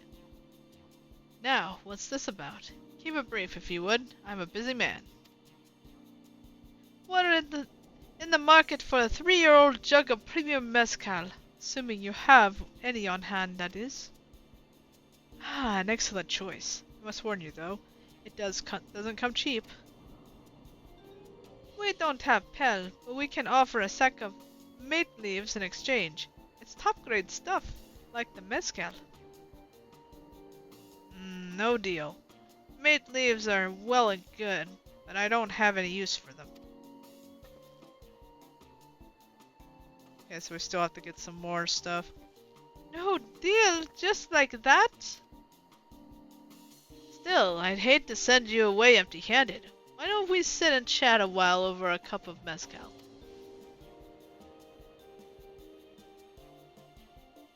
Now the real bargaining begins. Which of our cards do you want to play first?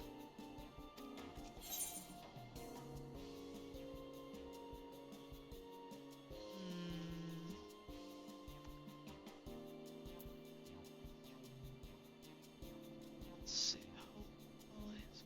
Cheap distance for a strong drink. This tastes for a strong drink.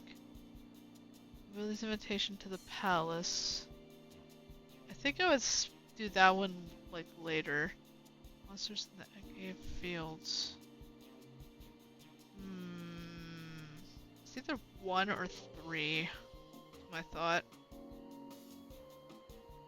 I could be wrong. I'll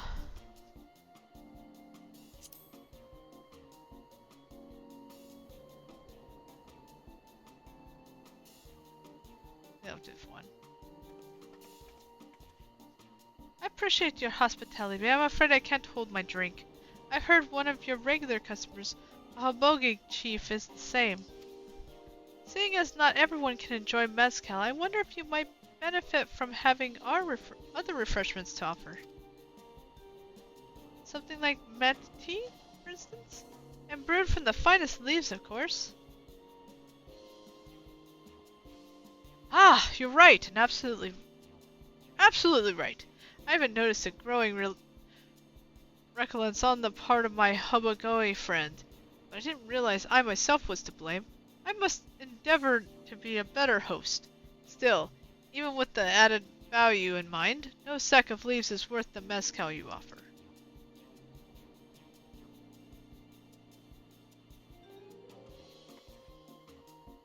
Should we offer the coal of monsters causing them trouble? Not yet. We'll keep that card up our sleeves until we need it.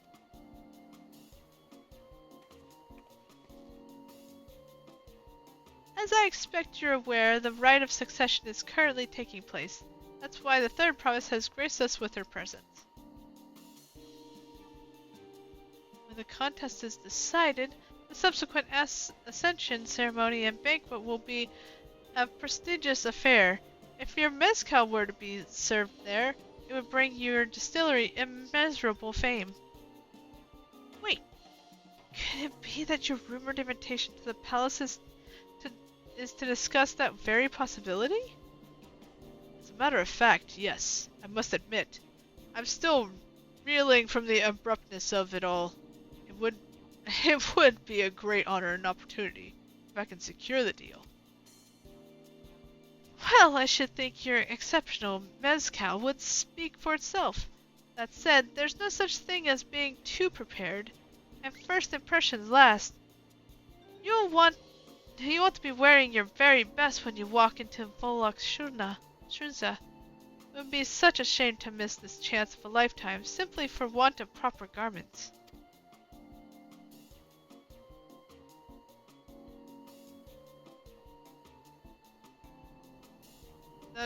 That it would. Are you saying you have garments to offer? Something ideal for court? We have no garments on hand, I'm afraid, but we can provide you with the next best thing. Introduction to a weaver. His name is Bolnok, and his works are highly regarded in Turiol. Turioli. Joel. A supporter of Woklamat's and keen observer of palace politics, he will doubtless be happy to guide you in the selection of an outfit to fit this golden occasion. That is certainly a tempting proposal, and one which I should like to take full advantage. But the scales still aren't quite balancing.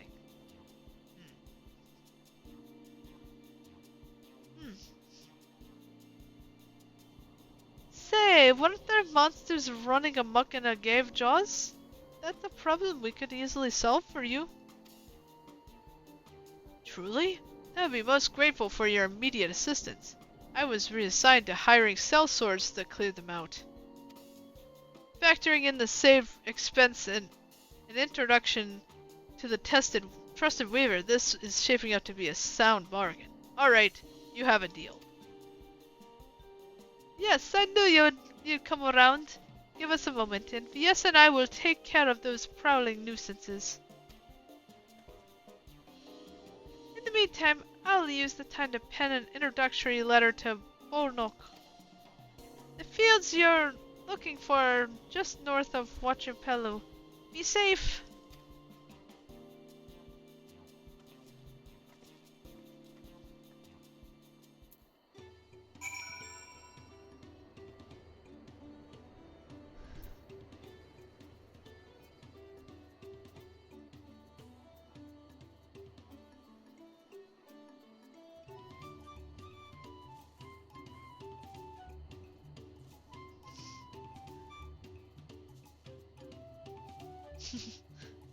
I think I'll do this and then I'll end it for the night.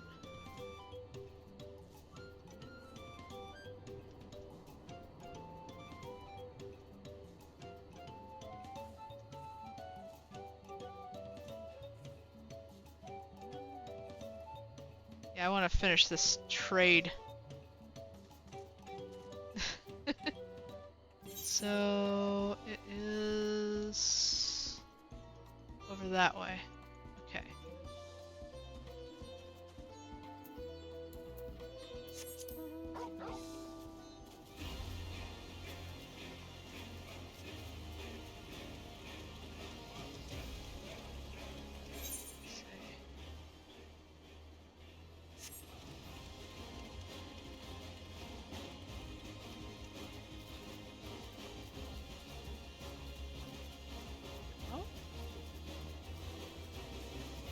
Maybe it is up. I don't know. Yep, there it is. Let's go from that. Ooh, that's a cool view. Over there. That should be a Gav's Jaws. Just over there. This will go faster if we split up. Come and find me once you've finished clearing out your share of the pests.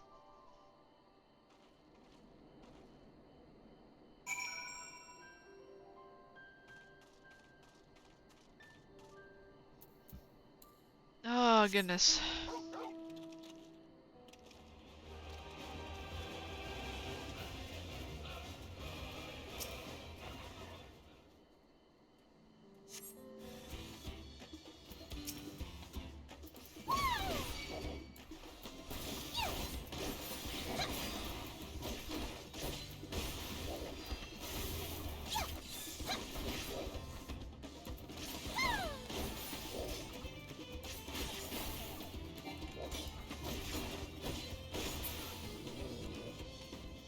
down?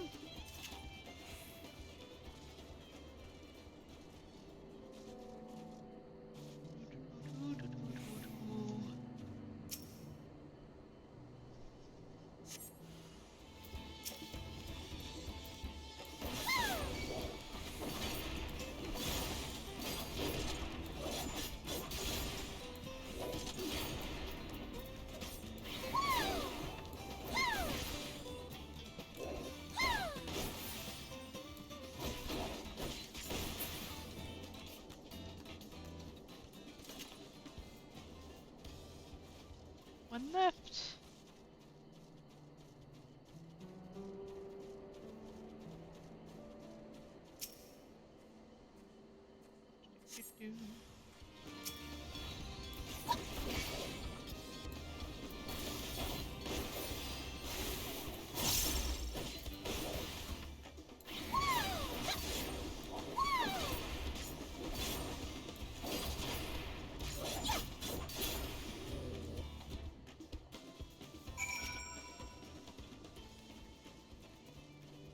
There she is.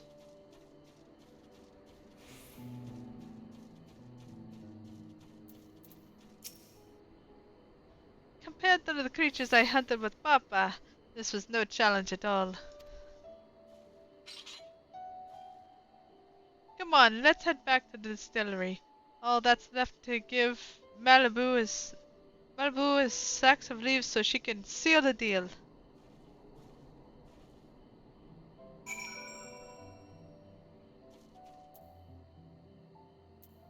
Alright.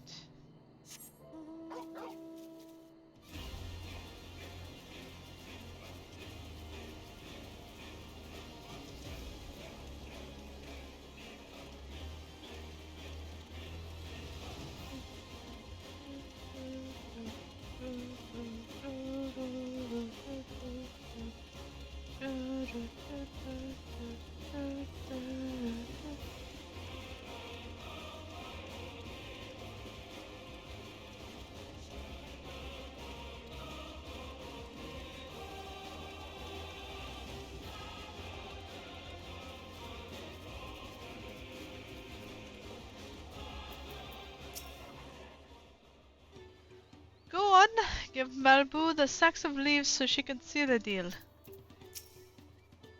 Finished already? Even hardened mercenaries would have taken longer.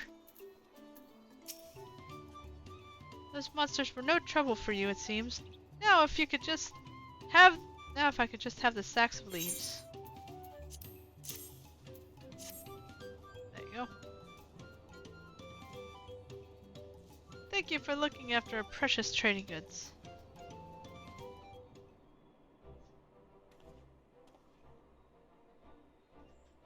Your monster problem has been resolved, Master Gobley.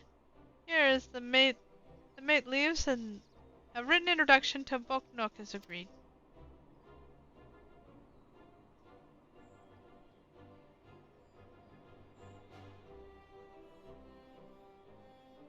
Then the deal is done. Here, your jug of premium mezcal, aged 3 years. Please accept it with my compliments.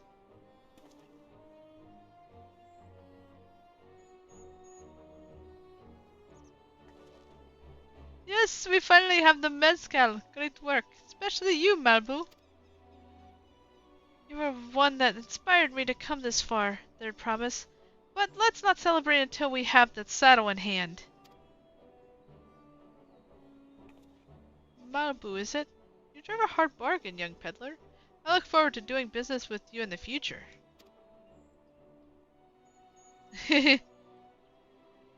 Thank you, but truth be told, I'm just a ranch hand for now.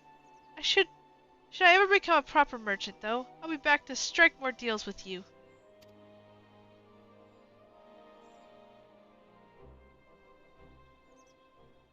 I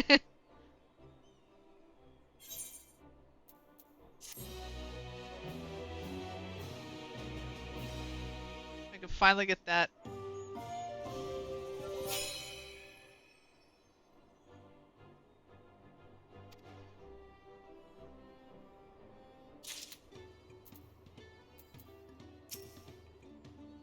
Master Cobley's praise makes me confident I can be a peddler after all. Well, a bit more confident than before, at least. I'm satisfied with our trade, and I trust you are too. Should you have need of more mezcal, you know who to come to. Ooh. Some dyes. Oh man. Even at the palace, I don't think I have a 10,000 pellet jug of anything before. My hand won't stop shaking. Yeah, you better hold it until we get to the saddle maker.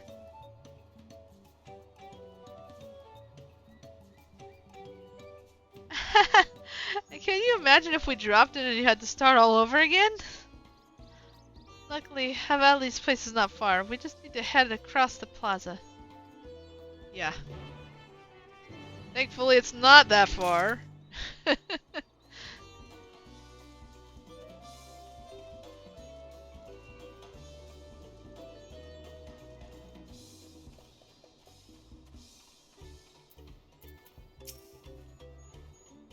promise looks ready to trade this mezcal now. My price is final. Bring me a jug of premium mezcal or go bargain with another saddle maker. This is it, the trade we've been working towards. Here's your mezcal. The trade. Phew, still in one piece. Right time to make a deal.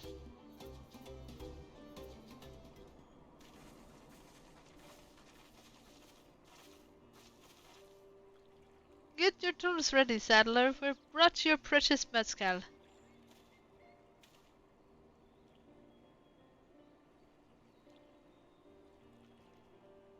Wait, you actually got your hands on a jug? But you had nothing. A few measly clumps of wool. What we had was an inspiring trader with a gift for negotiation.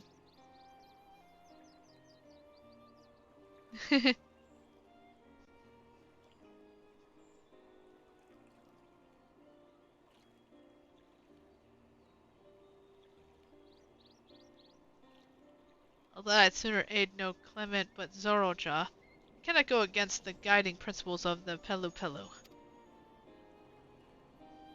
The trade is a fair one. I will craft your saddle, third promise. Great! Stay and wait if you like. I have all the requisite materials, so it won't take long.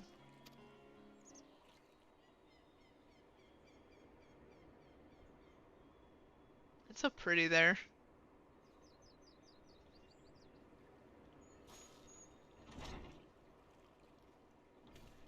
Oh, done already? Your commission is ready. Catching a wild alpaca is never a simple affair, but you'll have an easier time of it with this, with one of my saddles.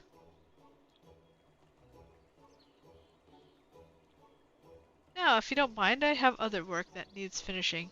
Ah, I can taste that smooth mezcal already. We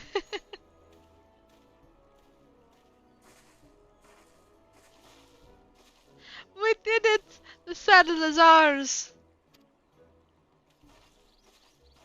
And to think we started out with only 100-pound basket of alpaca wool, Malbu. You are going to be an incredible merchant. Thank you!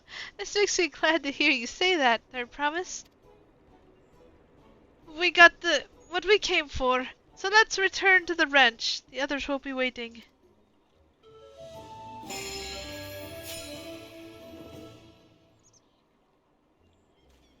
Yay! We did it! Finally.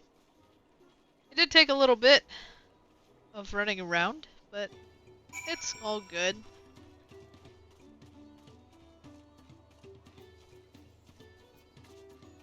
I wish trading was a normal thing to have, but no.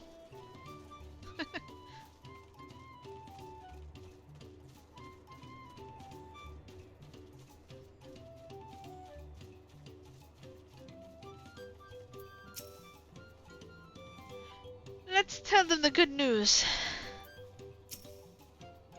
It looks like everyone's been pitching in with the alpacas. I've made the mistake of startling one and caught a glob of spittle in my trouble. I'm beginning to understand Woklamat's aversion to the animals. You've been away for some time. I'm assuming trading was productive?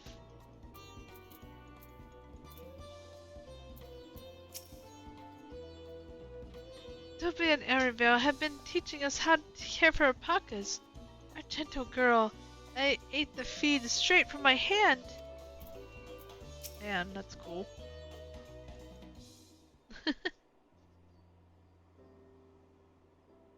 Required the saddle then? Yes, and thanks in no small part to Mablu. Before you rush off to catch an alpaca, though, let me teach you how to saddle one. I'll bring one of our wild-born friends so you can practice.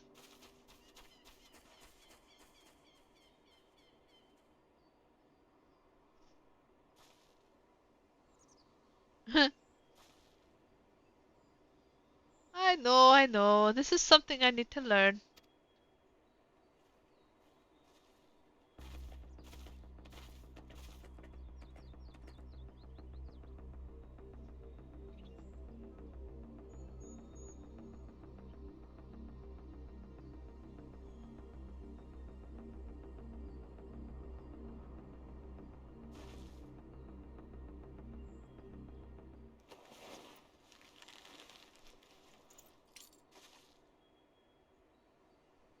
Great sunken gods, I did it!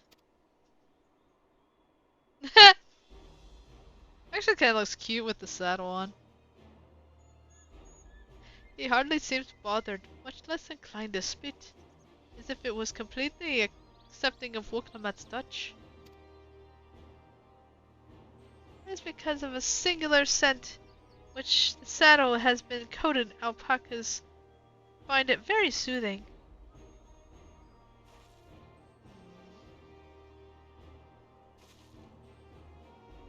You know, I never taken a good long look at one of you before, but you're actually kinda cute. You're only now noticing that?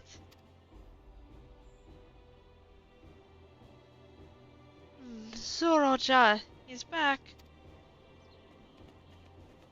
What the hell? Having done exactly what he set out to do. Alpaca he brought. Is it just me or is it glowing? Is it glowing? I've heard tales of such a beast. They say a golden alpaca lives a solitary existence deep in the valley, where it shuns the company of both man and its own kind.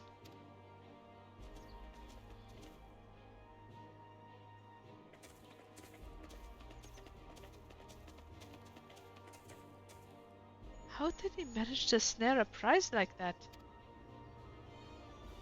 A great beast. A beast knows its betters. Faced with overwhelming strength, it will yield rather than risk death. An apt illustration of how great the power of the first promise exceeds yours, Woklamat. Strength alone won't win him our father's throne. I'll be the one to find the Golden City, and then Toral can remain at peace. An everlasting desire for peace can only be forged in the fires of war.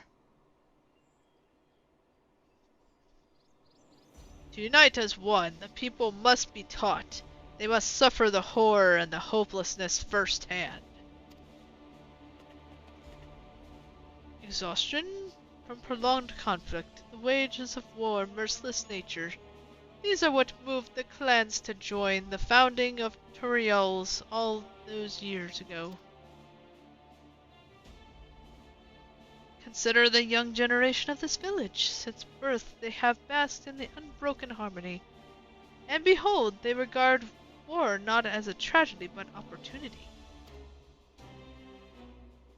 Thus does the resilient son seek to provide education.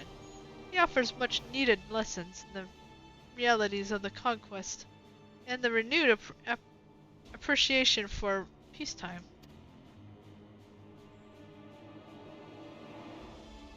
It is true that the war of misery breeds a longing for peace. But I have seen with my own eyes what becomes of an empire forged through the violence you propose, the rebellions it spawned, and the ruins it's left behind.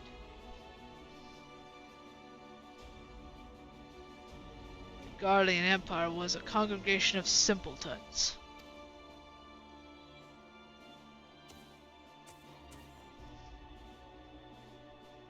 The oppressed fought back against their oppressors, as well they should. Men are not beasts. Only a fool would seek to rule over all with the threat of force alone.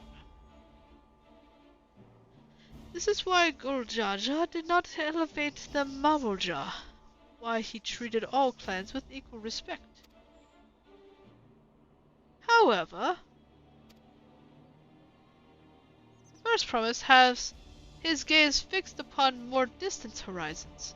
He would untie not only Turiel, but the star in its entirety. What? Why? I need not explain myself to you.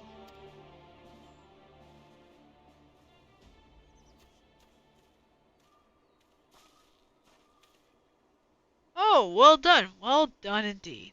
First Promise has completed the feat of gold with an approximately golden flourish. May I present to you your much-deserved keystone.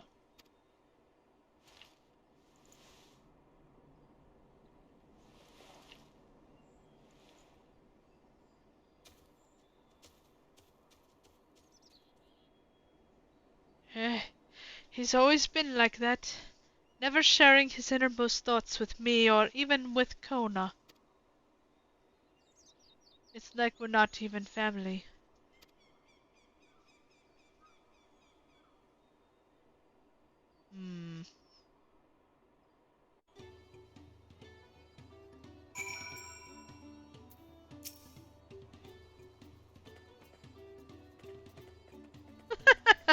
Seems glum. Poor thing. So much of our star has begun to embrace recollection of and rebuild, and this would-be warlord would thus us all back into turmoil. Can't allow it to happen. Sorrel-Jah is willing to go to war for his twisted vision of peace. But should he achieve this peace, then what? What kind of idiot thinks the world can be united with war? Even most Garleans have since realized that their conquests were all a mistake. A golden alpaca in the flesh, like the Golden City.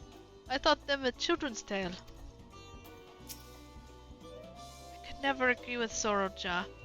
I want Turiel to be a land of peace, now and always.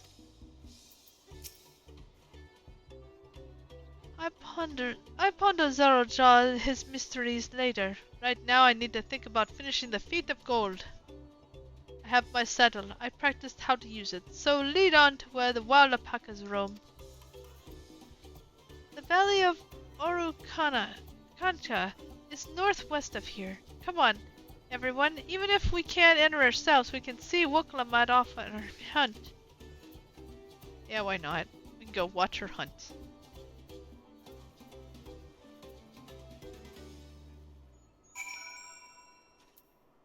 So, let's see how far it is. Okay, so it's a little ways. A little ways out. Okay.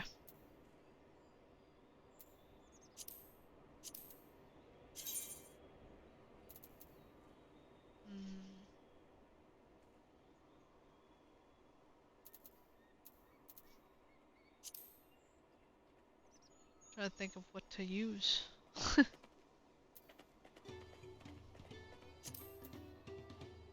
I think the only one I would like to use is the Coeurl.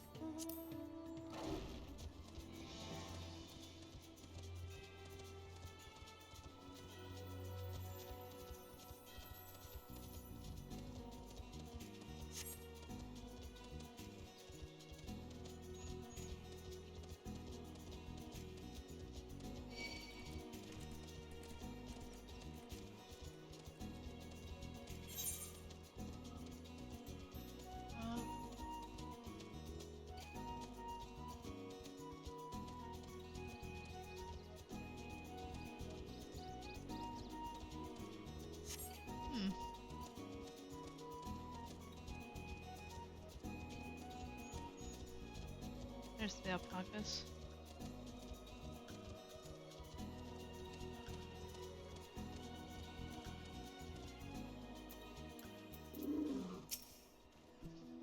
How deep do you think this valley is? That's over the edge on the way here, but the mist was too thick to even speculate. Kind of reminds me of another part of Eorzea, actually. There is one part where there has a lot of mist, and there's actually untamed land, I guess, or untamed wilds that are down there, and yeah, it's kind of interesting.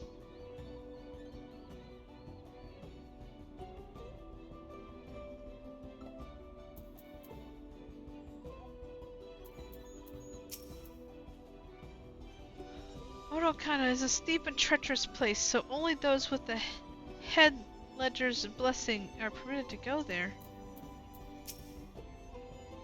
I've never set foot beyond this point. The valley is said to be home to fiends far more ferocious than spitting alpacas.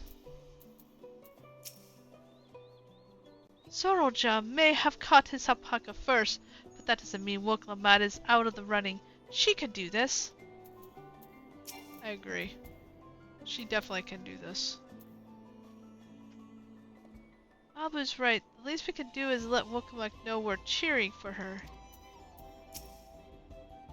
I can do this. I know I can.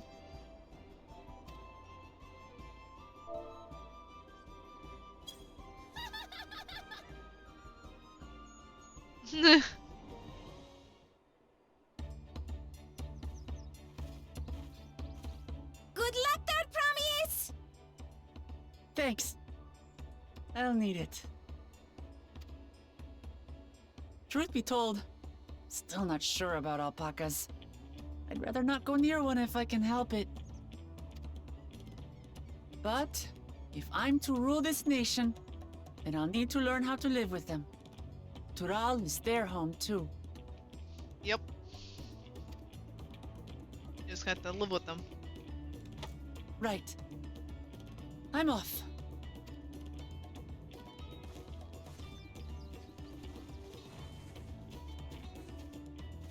And there she goes. So, shall we head back to the ranch, or...? I'm staying here. As will I. Woklamat is alone in this. The least we can do is stand watch and await her return.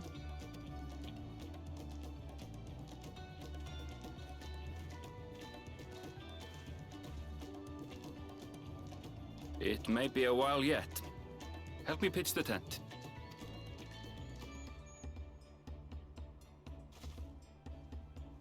I guess we're gonna pitch a tent here.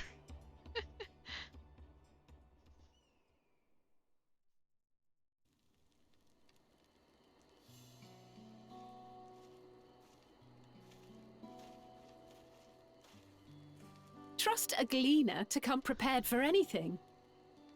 Yep. What's a gleaner?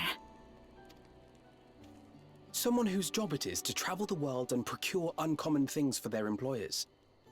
Erenville specializes in finding animals, I believe.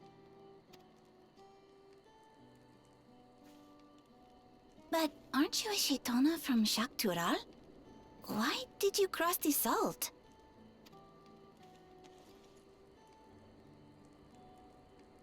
When I was much younger, the thought of leaving Tural never even occurred to me. But then, some years ago, my mentor tasked me with a difficult hunt. Something I could never find, she said, so long as I clung to the familiar. She suggested that I leave home, leave Tural, and join the Gleaners of Sharlian. As one of their number, I could experience the world, immerse myself in myriad cultures and customs, see the many faces of nature. And once I had learned what is truly important, I would find that which I seek. My younger self took those words to heart. And off I went to become a cleaner. Her words alone moved you to leave behind everything you'd ever known? You must have great respect for your mentor. As it happens, cleaner work was much to my liking. And I all but forgot why I had pursued it in the first place. Yet, events conspired to put me back on the trail I'd abandoned. Wait, are you saying you were tasked with finding the City of Gold? I was. And though my hunt is now entangled with the right of succession, I mean to see it through. Well then, I understand completely. We all have our reasons for seeking the Golden City. Which is all the more reason for us to work together. Yep. Just so.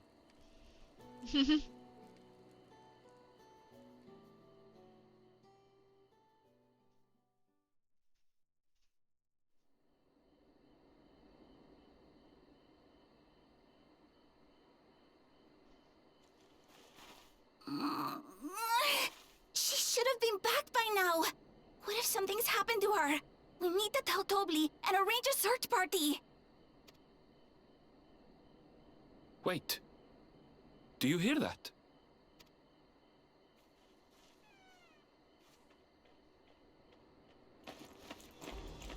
Oh, she did it.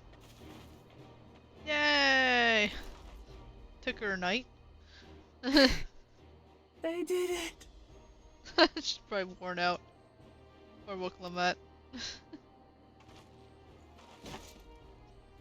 I agree. I feel this. It's like, yeah, with all that mess, I'm sure she's tired. You're utterly spent, and small wonder.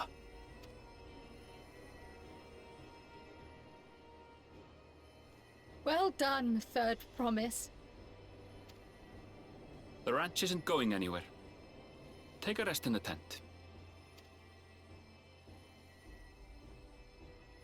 I think I will. Thank you all for believing in me.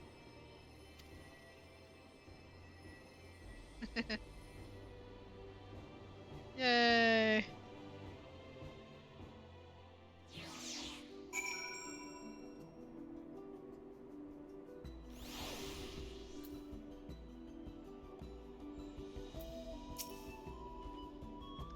Alfano is quick to lend a hand with dismantling the tent. Is this to be his new obsession now that he's mastering collecting firewood? Yes. We're out on the first here for quite some time, but I'm glad Wooklamat was able to catch her alpaca, and Erenville choosing to share his story with us was a welcome surprise.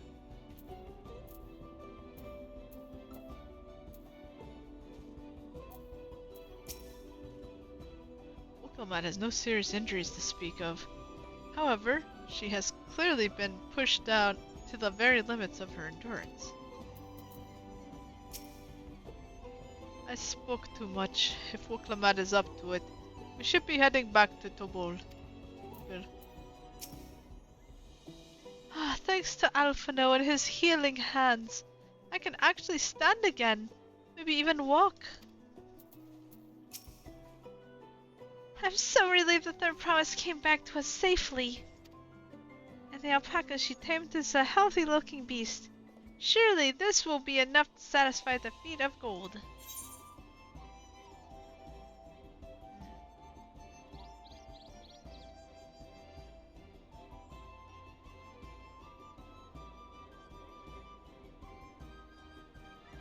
Oh no, do we have Cactar? Wait.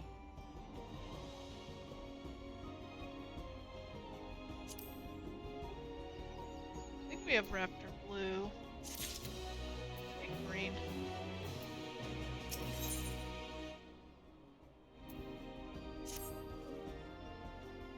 Wooklamat is still seeming a bit unsteady on her feet. Hardly surprising after she spent the night chasing alpacas. You know what will melt away fatigue like magic, though? Meta tea. I'll run into the ranch and get a pot brewing. That way you can take your time and the tea will be ready when you arrive.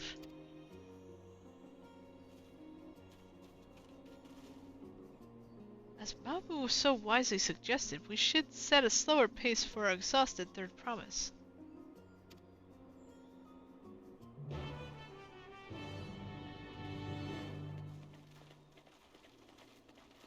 Why didn't she ride the alpaca?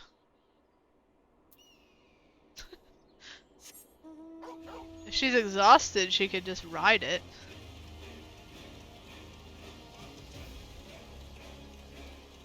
Even though I know she doesn't like alpacas, but you know, it's easier.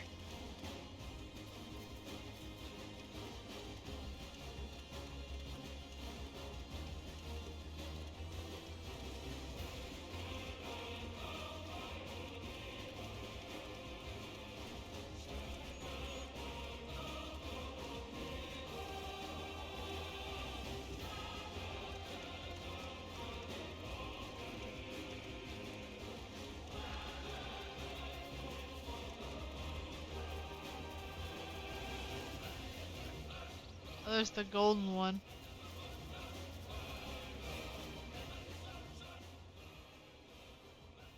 It's so weird to have a golden alpaca.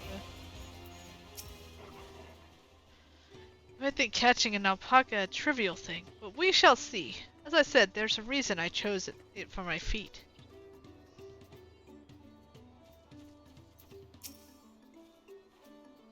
Came back ahead of the others, did you? I should hurry along with the tea, then. Wilclamette can't be that far behind.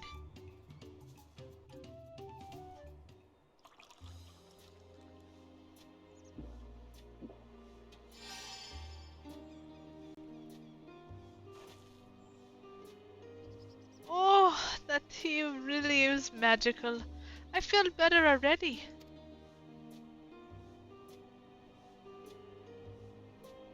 I've seen you become more comfortable around our fuzzy friends. Watching this one taught me a lot about alpacas. What grasses and fruits they eat, what sounds they react to. They're adorable little quirks. I guess I've grown kind of fond of them.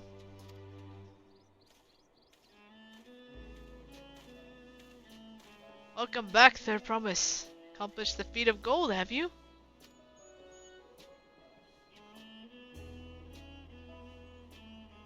Yes, there's no mistaking a valley alpaca.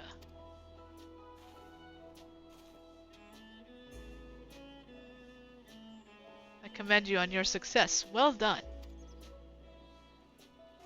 Yes, we did it!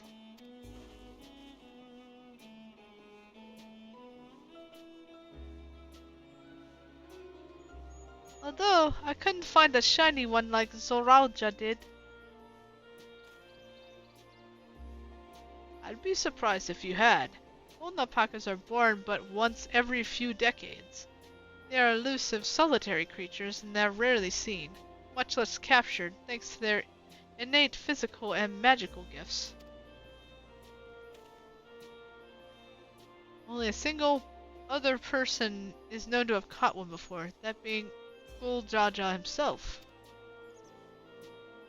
Papa was chasing alpacas too? So my grandfather's stories say.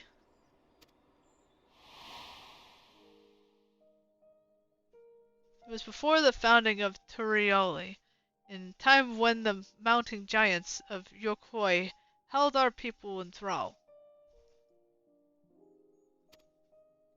Compelled by their overlords, our forebears would ride the alpacas to the highlands to deliver gifts of food and other tributes. Those were wretched days to hear grandfather tell it. Then along came a young Jaja, yet unburdened by the mantle of Dawn Servant.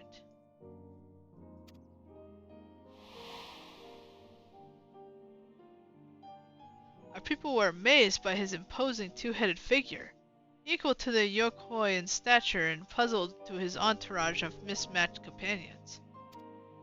Some trembled in fear, being a new conqueror has come. Yet Gul Jaja showed no such inclinations. He sat and spoke with us, sipping from cups of mat tea we offered him, and grew sober when he learned of our plight.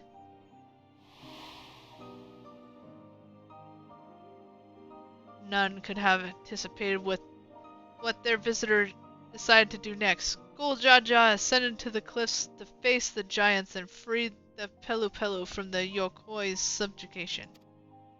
He then turned an appraised eye upon our riders and proposed we take a road to peddle our beverages. The suggestion seemed obvious for one who traveled as he did, intended on fostering amity between the clans.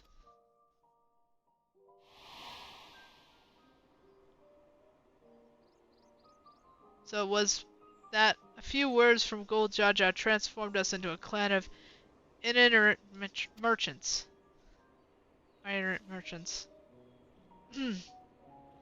I've never heard that bond Papa forged with the Pelu Pelu spoken of in that way before. The saga is it's not so detailed.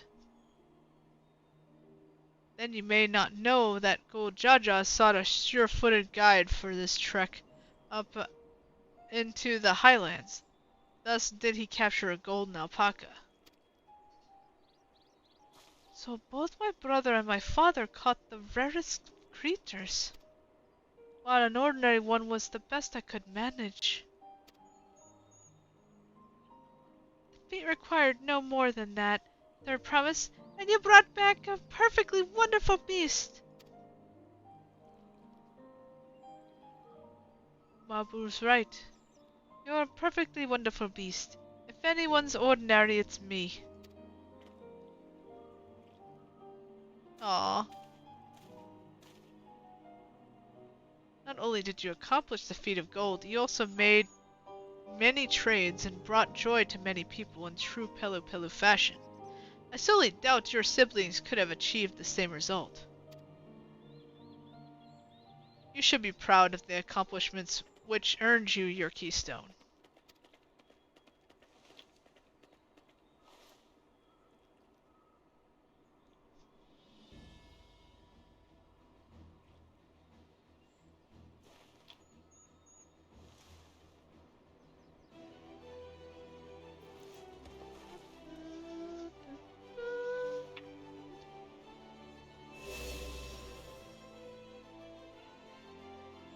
5 more to go.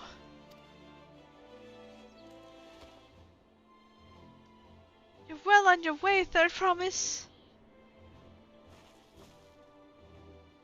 We have been lost without you, Malblue. Thanks to you, I learned so much about Pelu people and your customs. It might seem obvious, but I've come to realize the importance of properly knowing something. It's because I didn't understand alpacas that I was uncomfortable around them. I'm thankful to you as well, Lord Clement. You give me the courage to say what I wasn't sure I could ever say.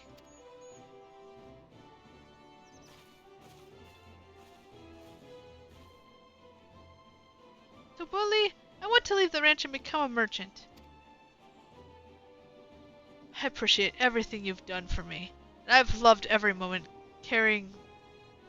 I appreciate everything you've done for me, and I've loved every moment caring for the alpacas. But this is something I need to do. I need to walk my own path and make my own trades.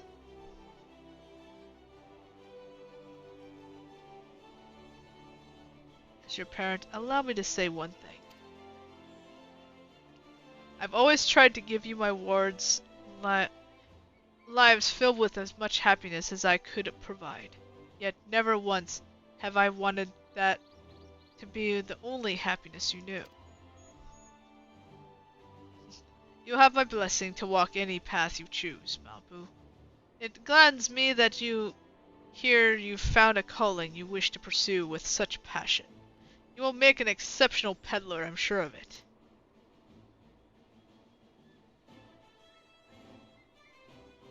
Thank you, Topoli. should I tell you, Malvu?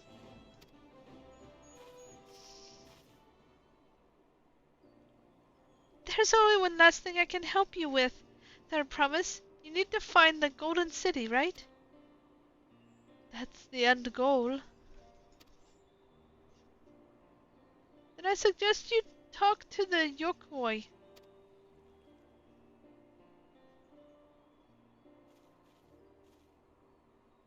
They once ruled over far more than just Miropacha and the Pelu Pelu. 1,000 years ago, they were the overlords of Yogg-Toral and all of its peoples. During that era, the Pelu Pelu were commanded to search the City of Gold. They scoured every corner of the continent, but never found any trace of that fabled place. But if they didn't find anything, what could the Yokoi have to tell us? They may not have found it, but the fact that they thought to look for it all makes me curious. Perhaps there's some valuable in delivering into how the legend originated.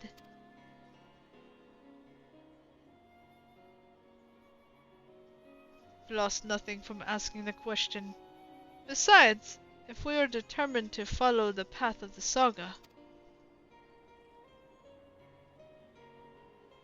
we'll be visiting the giants eventually.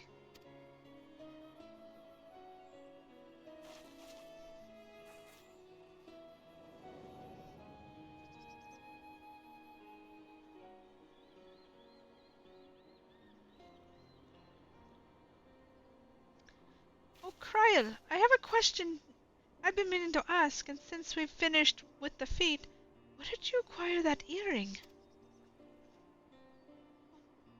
My earring? Do you recognize it?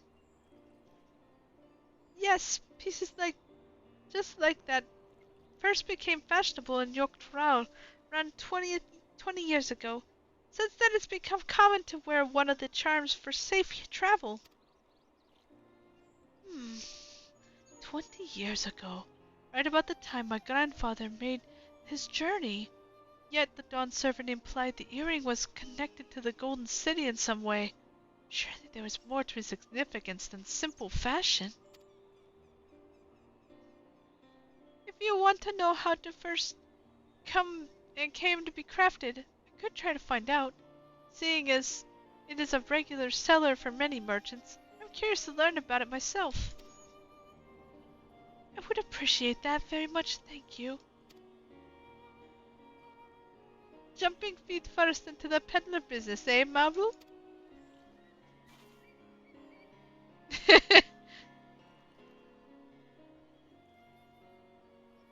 Right then. That 2 keystones down, I say we head back to Turial and plan our next move.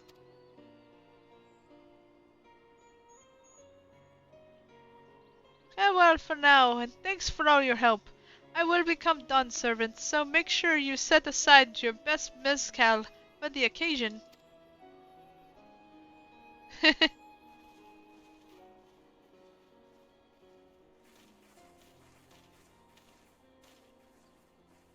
She has a fearsome opponent in that brother of hers.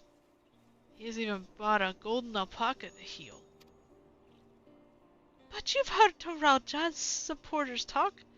They might see opportunity in his expansionist ambitions, but they find the man himself intimidating, terrifying even.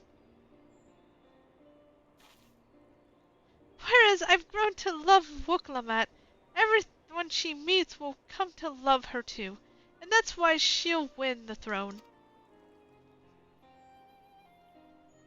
You might be right, Malvu. You might be right.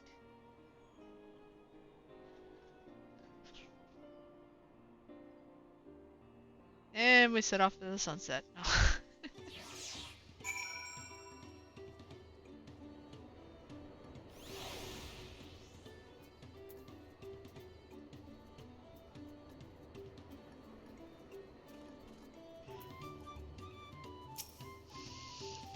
I expected as much from the moment I saw him, but winning the contest against Zoralja will not be easy. Yorkoi once ruled the entirety of Yoktoral. I'm curious to see what has become of them.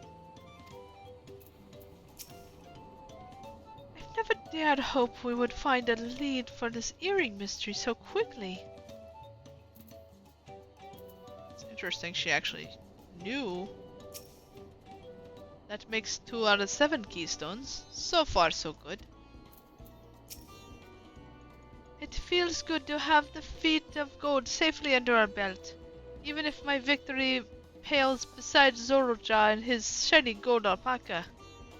I know it shouldn't let it bother me, and God knows you've all been so supportive, but I want to be strong, or wise like my brothers, to be a promise that people respect. Which is not likely if I stand here carrying on about on and on about things. Let's move on. Back to Shabalji Tai with us. The contest has hardly begun. I know, right? It's barely begun.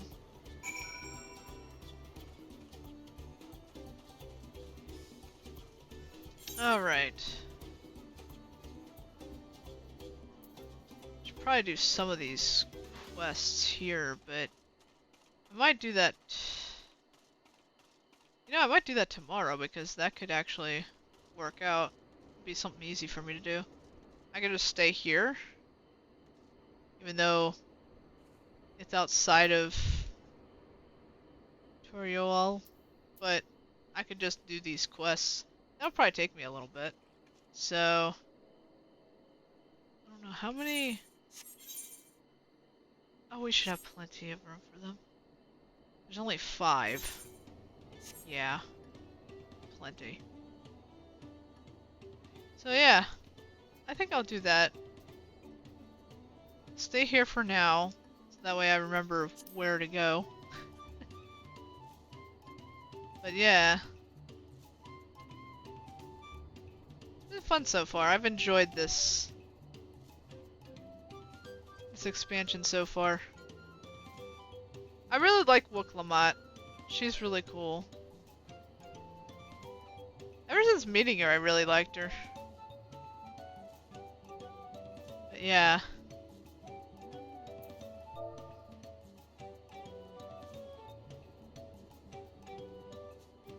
But yes. I will say goodbye for now. Because I'm getting a little tired. I have to do a few things too. Yeah, it's an interesting family. Definitely. But yes, I will definitely work on hopefully trying to do it tomorrow. If not, I will mention it on Twitter if I can't. Because like I said, I have some stuff to do. And also, we have a friend coming over that's, gonna stay the night.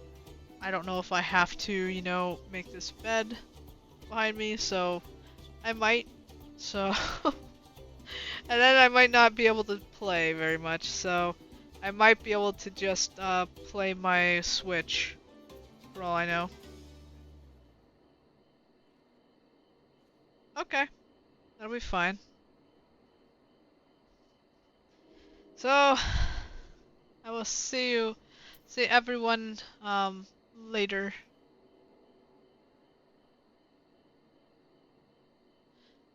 Alright, so hope you all have a good day, night, where